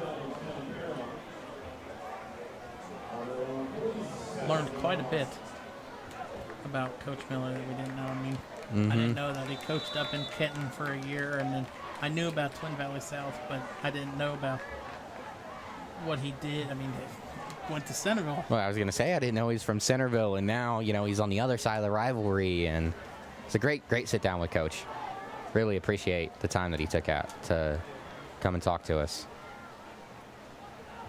And just the access he gives us to the program, you know, being here for midnight hits and all. There's a run to the left side up the middle for Baker. Pick up about a gain of 4 or 5 on the play. Adamir Carter, first guy in there, number 22. And on the stop. See, watch Baker jumps through, and I thought he was going to cut it back out more left, but comes from the second level. Comes in. Carter comes from the second level to make that stop.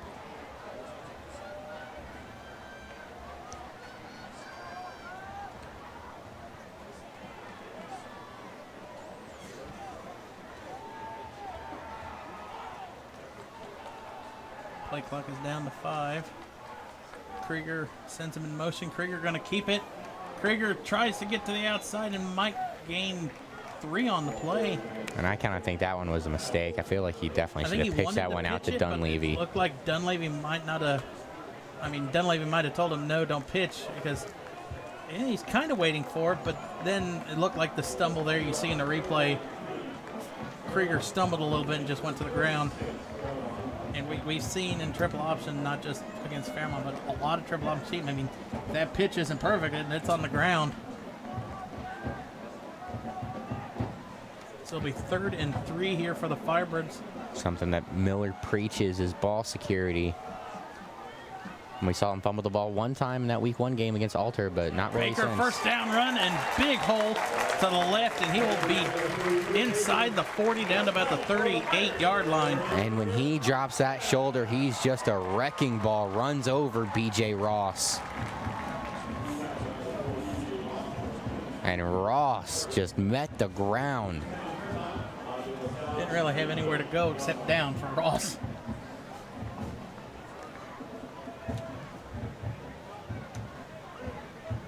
Ball to the 38. Baker with a gain of 7 on that last play. Update from West Carrollton, 46-0 now. The Indians. And Krieger keeps it, and Krieger going to get hit right at the line of scrimmage. Tackle there by number 8, Dior Brumfield.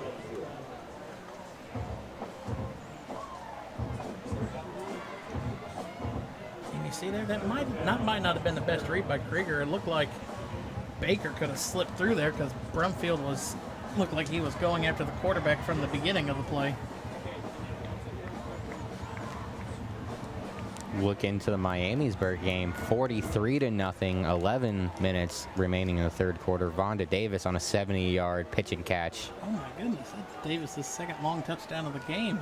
He's just having a season. Krieger back to pass. No, he's going to tuck it and run, and will be sacked for about a loss of 1 on the play. There was a lot of pressure on that one, as Abney is able to get the sack, first of the game.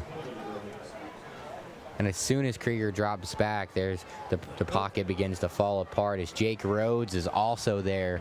First man get in the backfield. On by Enoch Cruz. coming up from the huddle. Add insult to What are injury. you doing? I'm on your team. Don't land on me.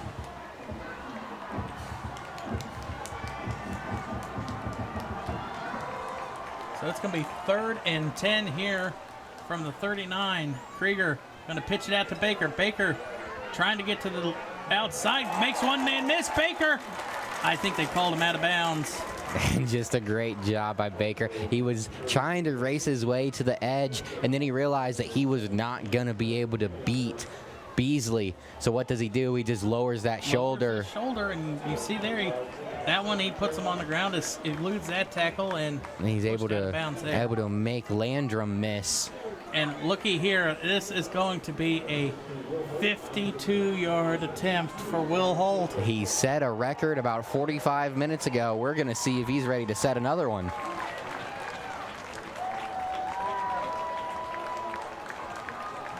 $52 yards out for Holt. Snap's good, holds good, kick is up on the way, and it is just shy. Oh my goodness, what a kick. And that thing, I mean, if it has another 2 feet. I think if he was about a yard closer, I think that would have been good. Let's see if we can take a look at that replay. That was right under. Looked like it went right under the crossbar. Beautiful kick by Holt, just not enough on that leg. You give him a couple more weeks in the weight room, and we come back, I bet he hits that one. And insult here for the Lancers, they get the ball, but they go back to the 20. They don't get the ball where the Firebirds missed it from.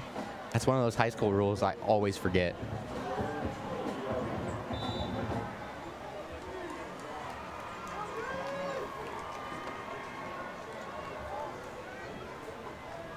So LaSalle takes over at the 20 after the missed field goal. Here's a quick out pass and hit immediately by It's number Beasley. 15, Grayson Holbrook. Beasley's had an active game, both sides of the ball.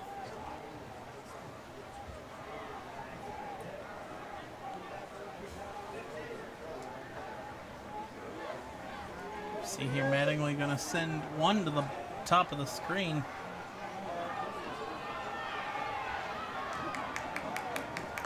Play clock down to 10. Looks like LaSalle's looking a little bit confused, getting the play called in between. You see man goes in motion. Mattingly going to hand it off. Big hold to the outside, still on his feet. Cuts back. Back across the field. He has a first down and tackled there by number 1, Cameron Payne. And Jalen Grant, that's the biggest game play of the game for LaSalle. Number 33, you see him before the play. Devin Bird goes in motion, and then he's able to get out in front to be a blocker. Does a great job, gets in the way of, that was Tyler Atkins. He's able to help open up a hole. And Doty almost got him there with a, almost could have been a horse collar tackle if he got that hand in there. But LaSalle with a little bit of life after their biggest play of the game. And they're going to hand it off here to number 26. Tyrone Going to Brown. make a couple of guys miss and step out of bounds after a gain of about 3 on the play. And that was a nice job by Brown, being shifty, making guys miss. He was only able to pick up a couple on the play, but 2nd and 8.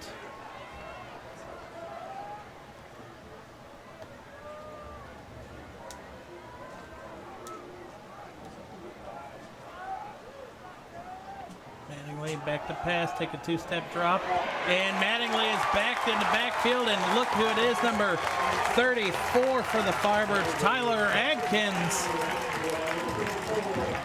and I'll tell you what, once we call a Firebird's name, we just start calling it out again and again. They just keep making plays.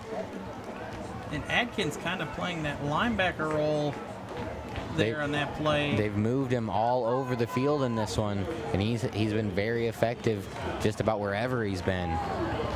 3rd and 18, back to the 32-yard line.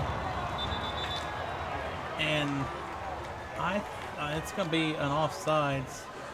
But I thought it got back before the defender moved. So it'll be 5 yards for the Lancers, so it'll be 3rd and 12, or 3rd and 13. And we've seen 44 Gusweiler at the top of the line for the Firebirds. He's been standing. He's been in that three-point stance. We've seen him standing over to the side more, trying to find a way to get around the rush. And you see there, he has 2 people up there ready to block him. Spin move by Gusweiler. Mattingly airing it out. And it is incomplete. Stevie Doty III, who else? He's been making all sorts of plays in coverage for the Firebirds this year. Well, and Doty had an interception against Alter, and then he had that punt block return. Yeah, and he was ready for that one the entire way. Great coverage by the veteran corner. At the end of the replay, that almost could have been offensive pass interference as he kind of went through Doty to try to get back to the ball, or at least knock the ball down. So 4th and 13, 50 seconds left. The kick is away. Payne fields this one at the 29. Payne runs upfield. Payne tries to stop, and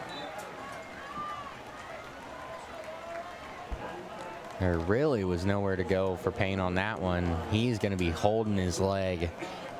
So they're going to whistle everything dead, and we're going to have a that looks like injury timeout. You see, gotta hope it's just a cramp.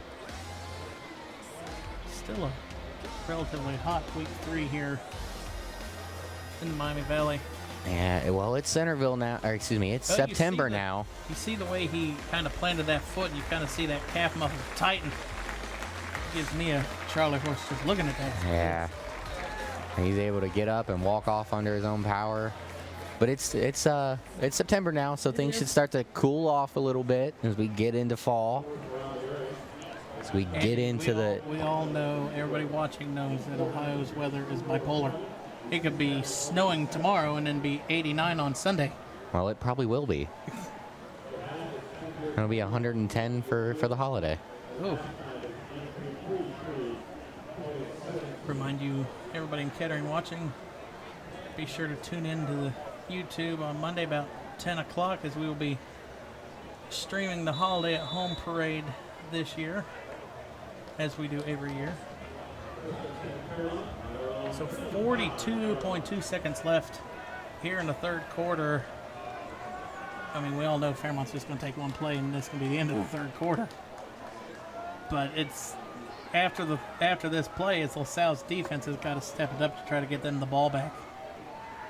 Yeah, you really don't want to just let Fairmont run this thing out. And what a big run there, Baker, for a first down.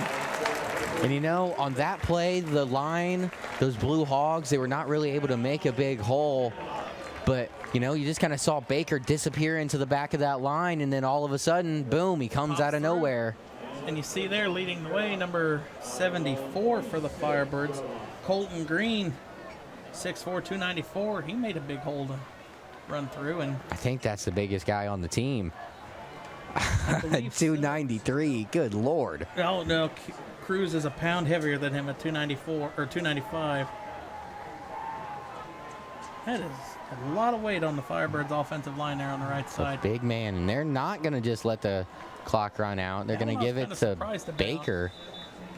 And that is how the 3rd quarter will end, on a 2-yard run by Drew Baker, but Fairmont leading 10-3 going into the 4th quarter of our MVCC Game of the Week, presented by Sherholtz. What does LaSalle have to do here, Andy? It's 2nd and actually 9. It's only a gain of 1. But what does this defense have to do to try to get the ball back and have a little bit more time? Well, I mean, they're going to have to continue to stuff the box, but as we talked about at the beginning of the game, you can't fall asleep and not, you know, at least have somebody waiting for the possible pass, because every single time somebody decides, okay, they're running the ball, we know they're running it this time, then Coach Miller pulls it out of his back pocket and they go over the top, get behind you, and there's a big play. So you know, you gotta try and stay disciplined, don't want to commit too many guys to the box, but at the same time, I mean, you got to find a way to slow this team down. You can't just let them eat another 5-6 minutes off the clock. There's not really a happy medium in trying to defend this Firebirds team. I mean, we've seen it in the 5 years we've been announcing together, but he's been here. This is Miller's 7th year, but I mean, the year they beat Centerville 28-20 a couple years ago in Centerville, what did it was 3 passes that Fairmont had in the first quarter, in the first half, that led to, I mean, one was a 57-yard touchdown pass, but the others led up to touchdowns for the Firebirds.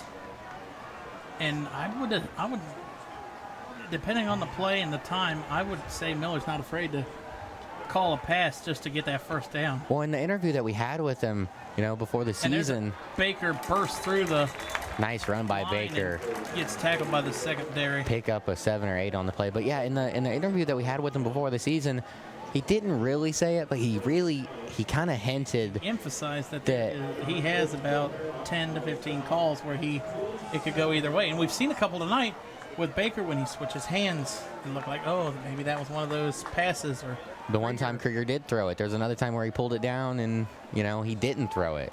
But so, yeah, Coach really, he hinted to us that he was going to open it up a little bit more. And I feel like we've seen that here in the early going, not necessarily actually having the pass attempts. There's been a couple times where he's drawn it up, Baker gets and then they ended up to the left. There's a flag running it instead. And a fumble. And that is exactly what the Lancers needed, as the ball is going to come out of Baker's hands. I believe that's only his second turnover of the season. Very uncharacteristic.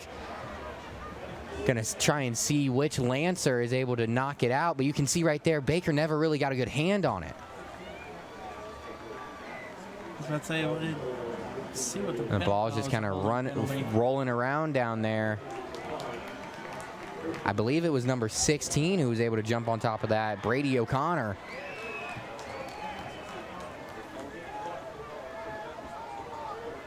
So 11:10 left in the fourth quarter. LaSalle gets a turnover or forces a fumble. And if you're LaSalle, you got to execute on this. Trailing by 7. Yeah, there's a big opportunity for LaSalle. They were able to stop Fairmont while they were driving, getting the ball back, have a chance to turn this thing around, tie it up, turn this thing into a new ball game.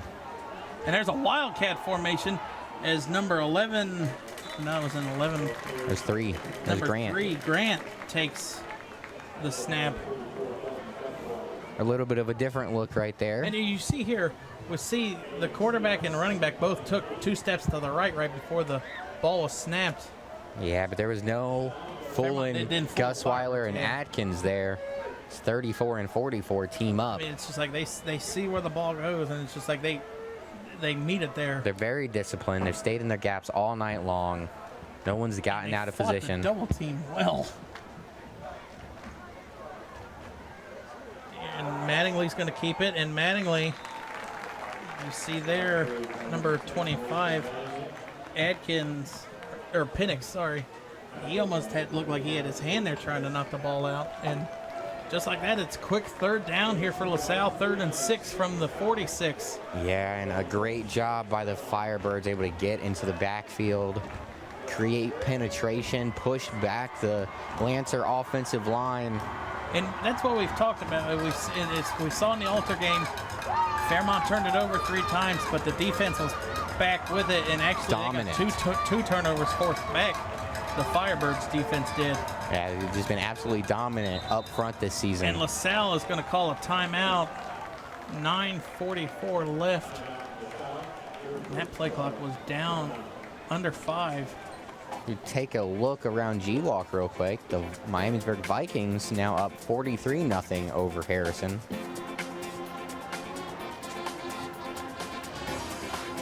We need an update on that Panther game, Andy. I'm looking. We'll see what I can find.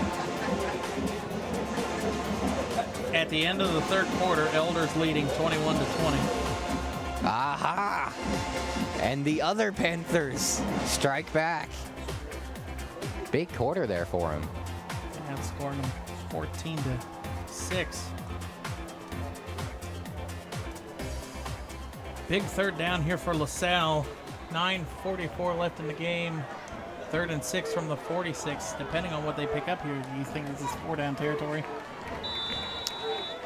Oh, that's borderline because you really don't want to give Fairmont back the ball with good field position. Mattingly back to pass. Mattingly. Pressured immediately, nowhere to go. And Fairmont's defense comes up with a big open field tackle there by number 10, Maddox Frank. And Maddox Frank having the game of his life right now. And He's got a sack or two. Almost a sack there. And the Lancers are staying on the field. They're going for it on 4th and 4. Big time play. Maddox up at the line, changing the play. Mattingly changing something at the line fiercely. Play clock is 15, and you can hear the cheers come. You can feel the stadium rumbling here on the home side of Roush. Mattingly back to pass, quick out to the outside, and it is complete, and there's a flag on the play. Big time catch to who else? It's 14. that guy, Xander Bernecker. Every single time the Lancers have needed something tonight, they've gone to him, and he's come up big. And I think the penalty might be roughing the passer there at the end. They might have called a face like that. It looked like.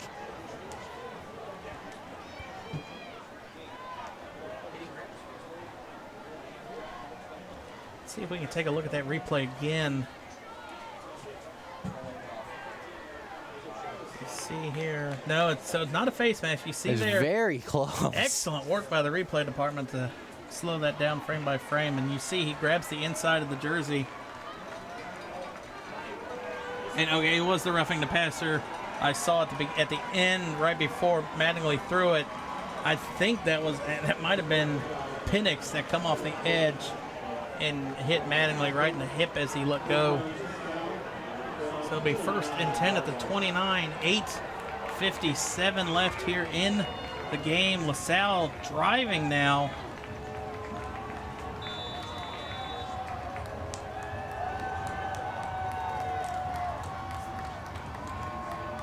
Mattingly looks to the sideline for instruction.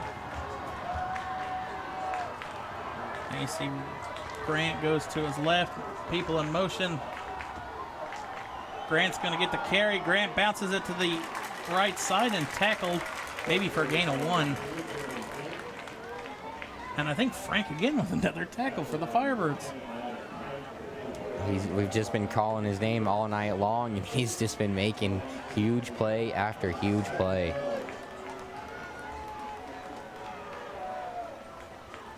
And there you go, Jared. It was Frank's.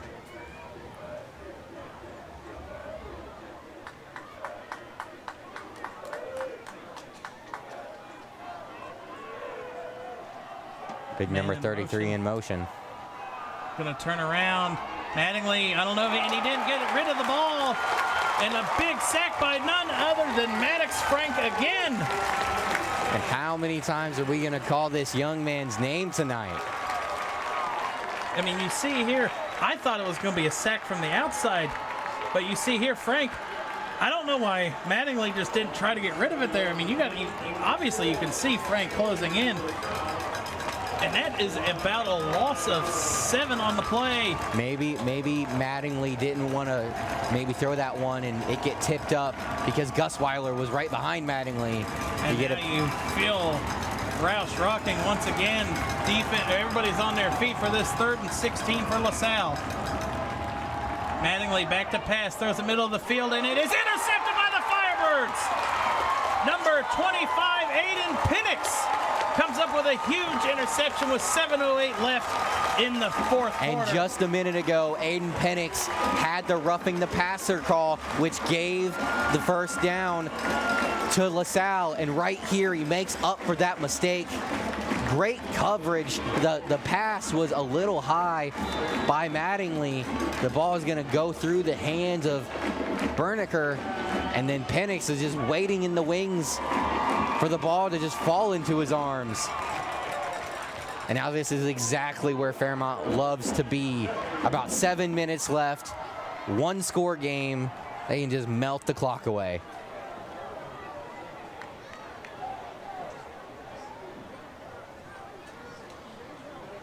Hand off to Baker. Going to go to the left side at a gain of 3 on the play.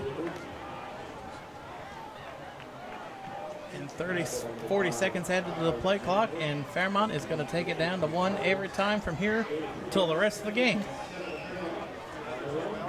As Coach Miller is just going to do his best to melt this clock.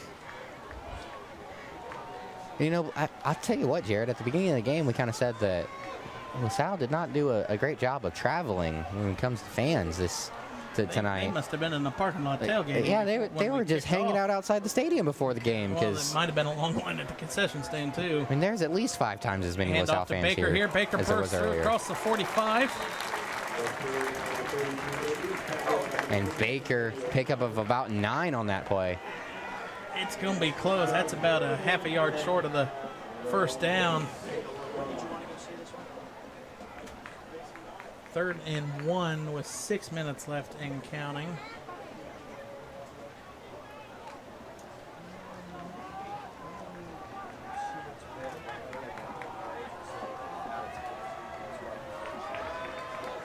And here comes out the strong eye with the tonnage of Gus Weiler and Pardonak in front of Baker. Baker gets the carry. Baker hurdles over. And I'm not sure if he got it. As the Lancers have done a great job all night of in these very short yardage situations, they've done a really good job of stuffing the Firebirds. And the refs say it's a first down for the Firebirds. As it looks like he might have had it by about 6 inches.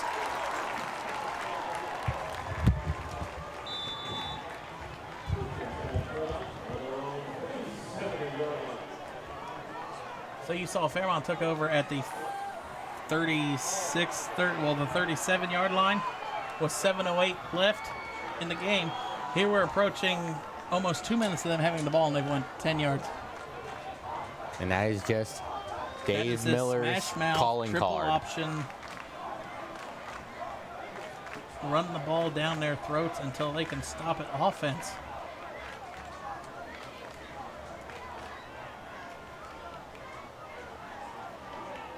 Krieger's going to keep it. Krieger dances to the outside across the 50. Krieger got blown up there on that play. Number 9, Coy Beasley. And Brady O'Connor was the first man to make contact. Krieger was running hard, and you see he just kind of stops right there. And you see right there, as soon as he got hit by O'Connor, he puts both hands on the ground and just falls. Because I would assume that's a lot of running in practice if you fumble the ball. Yeah, especially on a team like this. 4:18 left and counting in the game. 2nd and 5 for the Firebirds here with a 7-point lead. Baker gets the carry. Baker bursts through and has enough for a first down for the Firebirds. And as Fairmont just keeps churning out these yards, the clock is just slowly ticking away. 4:05 remaining.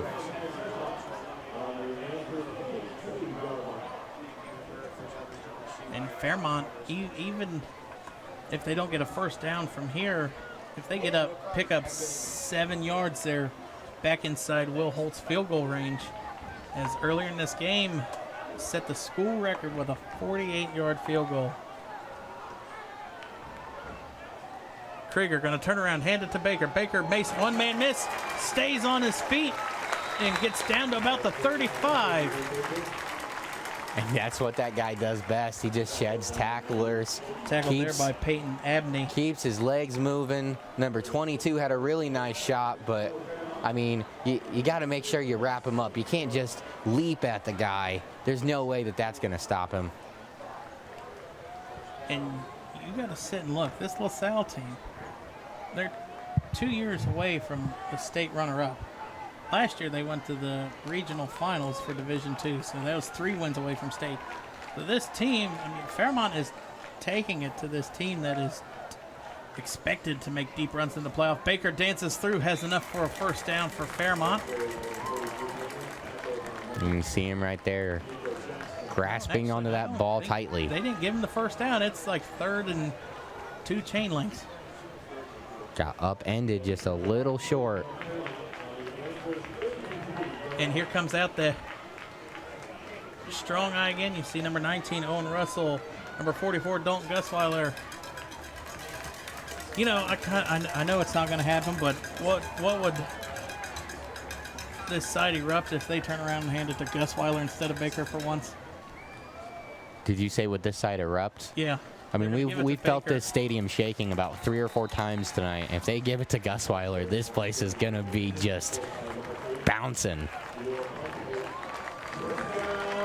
First down for the Firebirds and Baker.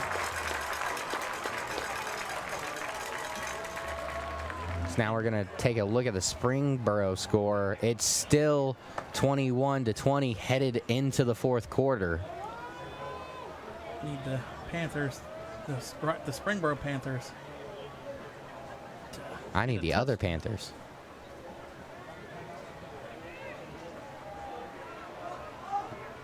A minute and a half left. Krieger gives it to Baker. Baker's spin move and maybe gets to the line of scrimmage.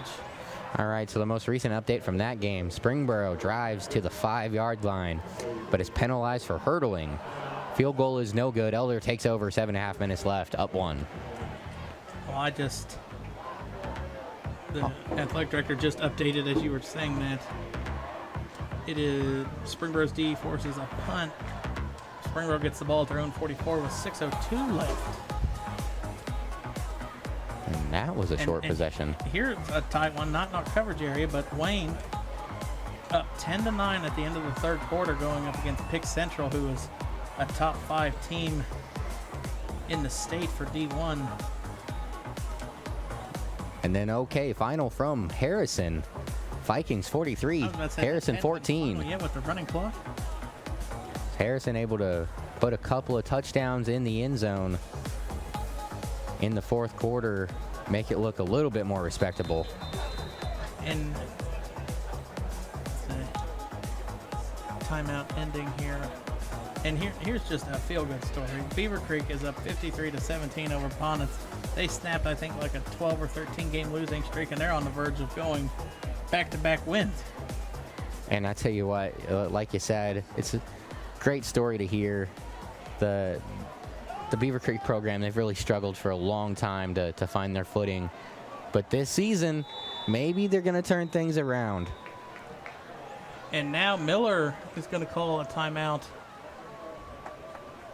Didn't see what he liked offensively. So as we wind down the end of this game, we think about player of the game options. This could be interesting. I'll write down a couple. Is it Gusweiler or is it Maddox Frank? That's what I was writing down. We normally give it to Drew Baker just because he's the star, but I mean, he's had an average night.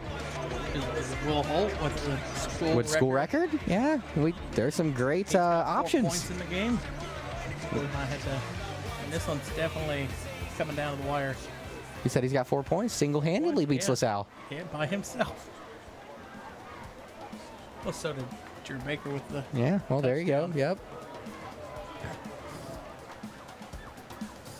But as we wind down this game, Fairmont will take the trip up to Inglewood next week. They will play Northmont, and then they will be back home against Springboro, and we will be with them in our MVCC game of the week for week number 5 on the 16th of September. LaSalle is going to go, and they're going to host Louisville Trinity, and Baker dive up the middle. And then the rest of LaSalle's schedule, they will play at DuPont Manuel. Then they will play Moeller, which is what I tell you, that receiver for Moeller had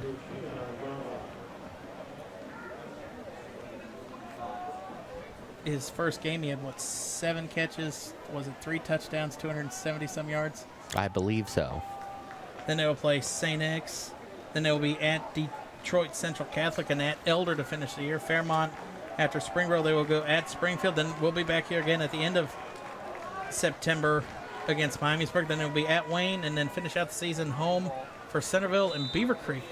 Baker with another carry.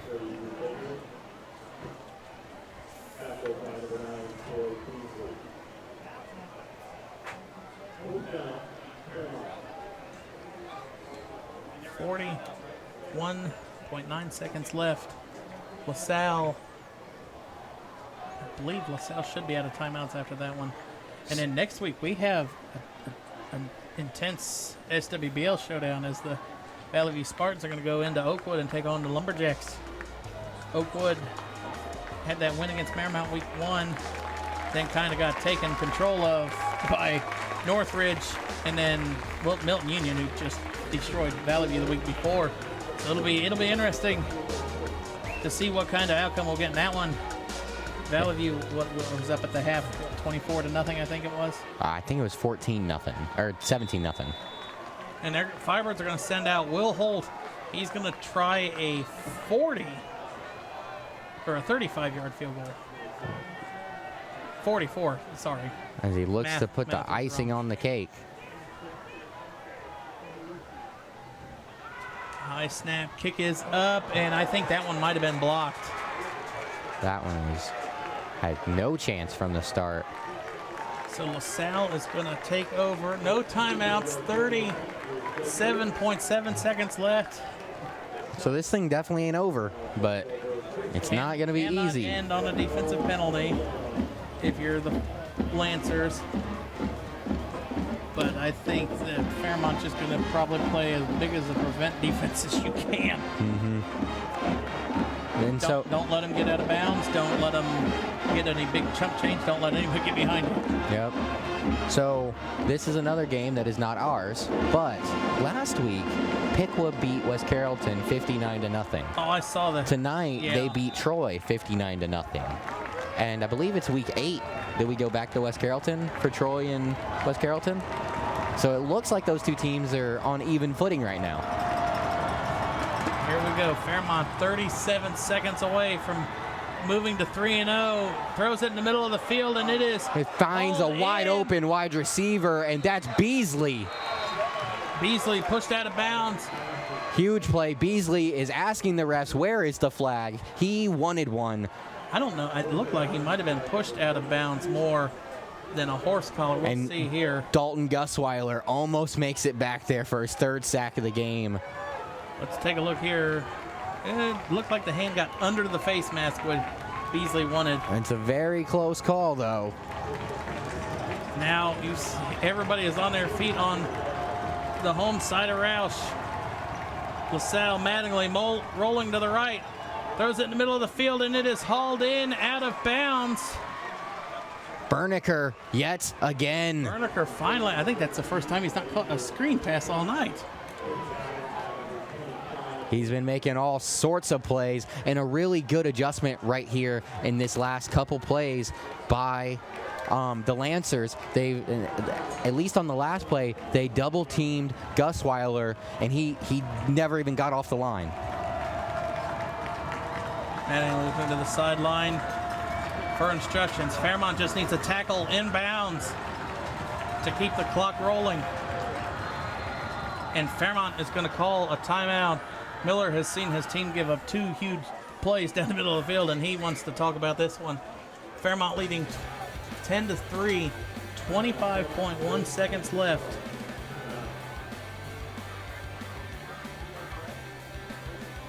Now looking in at the Centerville game, at the end of the 3rd, Elks still up 10-0.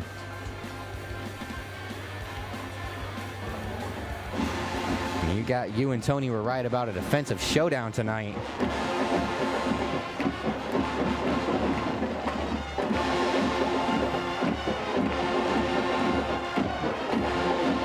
Now as we look to Springboro. I just saw the update, 21-20 Elder with 4.5 minutes left, so that one coming down the wire there too. If they can get a Springboro stop. Turns it over on downs on the Elder 33. Out of the Firebirds timeout, Mattingly going to be, and now you see some confusion here by the Lancers. 2 people come running off the field late. Mattingly in shotgun formation, back to pass, throws it quick out to the receiver, and it is incomplete. And that one was close to being behind the back. Over the head of Grant, and I just think that Mattingly just let that one go a little too early. That one was way over the head of his running back, who would have had some room to maybe make a play. Would have been out in the flat. I think Mattingly was more intending Grant to cut upfield a little bit more. He kind of threw it in the area where he should have been, and Grant just kept running to the sideline. I know, granted, you got to work the sidelines, but a first down in high school stops it to set the chains. Yep, 2nd and 10, 20 seconds Mattingly left. back to pass, throws it middle of the field. Berniker. 14.7 seconds left. Have to get up to the line quickly.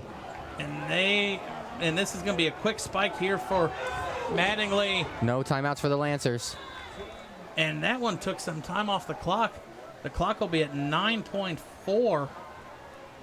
And so realistically, Jared, the Lancers are probably going to have about two nice shots at the end zone. And it's got to be in the end zone. I mean, you can't try to work the sideline. Anything in the middle of the field is game over for the Lancers. Yeah, you definitely have to be. I mean, you're throwing the ball at least at the 1 or 2 yard line, right? I mean, you can't try to make a defender miss. But no, I'd say this has got to go to the end zone. You're going to go 5 wide. Where is Berniker? He's on the top of your screen. Mattingly throws it middle of the field in the end zone, and it is incomplete. And that was a high pass. Took a lot of time off the clock. As number 32 looks like he might have tweaked something there at the end of the play. Dawson Cahill. He was the guy that got hurt earlier. Nice to see him back out on the field. He wasn't even able to walk off the field by himself. So great to see him come back in. And this is going to be the ball game. 3.7 seconds left.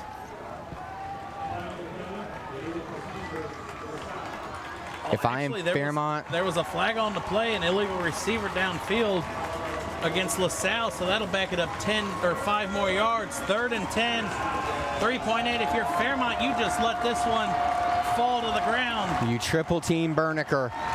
Mattingly back to pass. Mattingly looking to the end zone, and it is a jump ball, and it is intercepted. Cameron Payne, number 1, intercepts it. And that one seals the game for the Firebirds as they move on to 3-0 as they beat the LaSalle Lancers 10-3 in a thrilling finish here at Roush Stadium. And what a way to end it, Jared.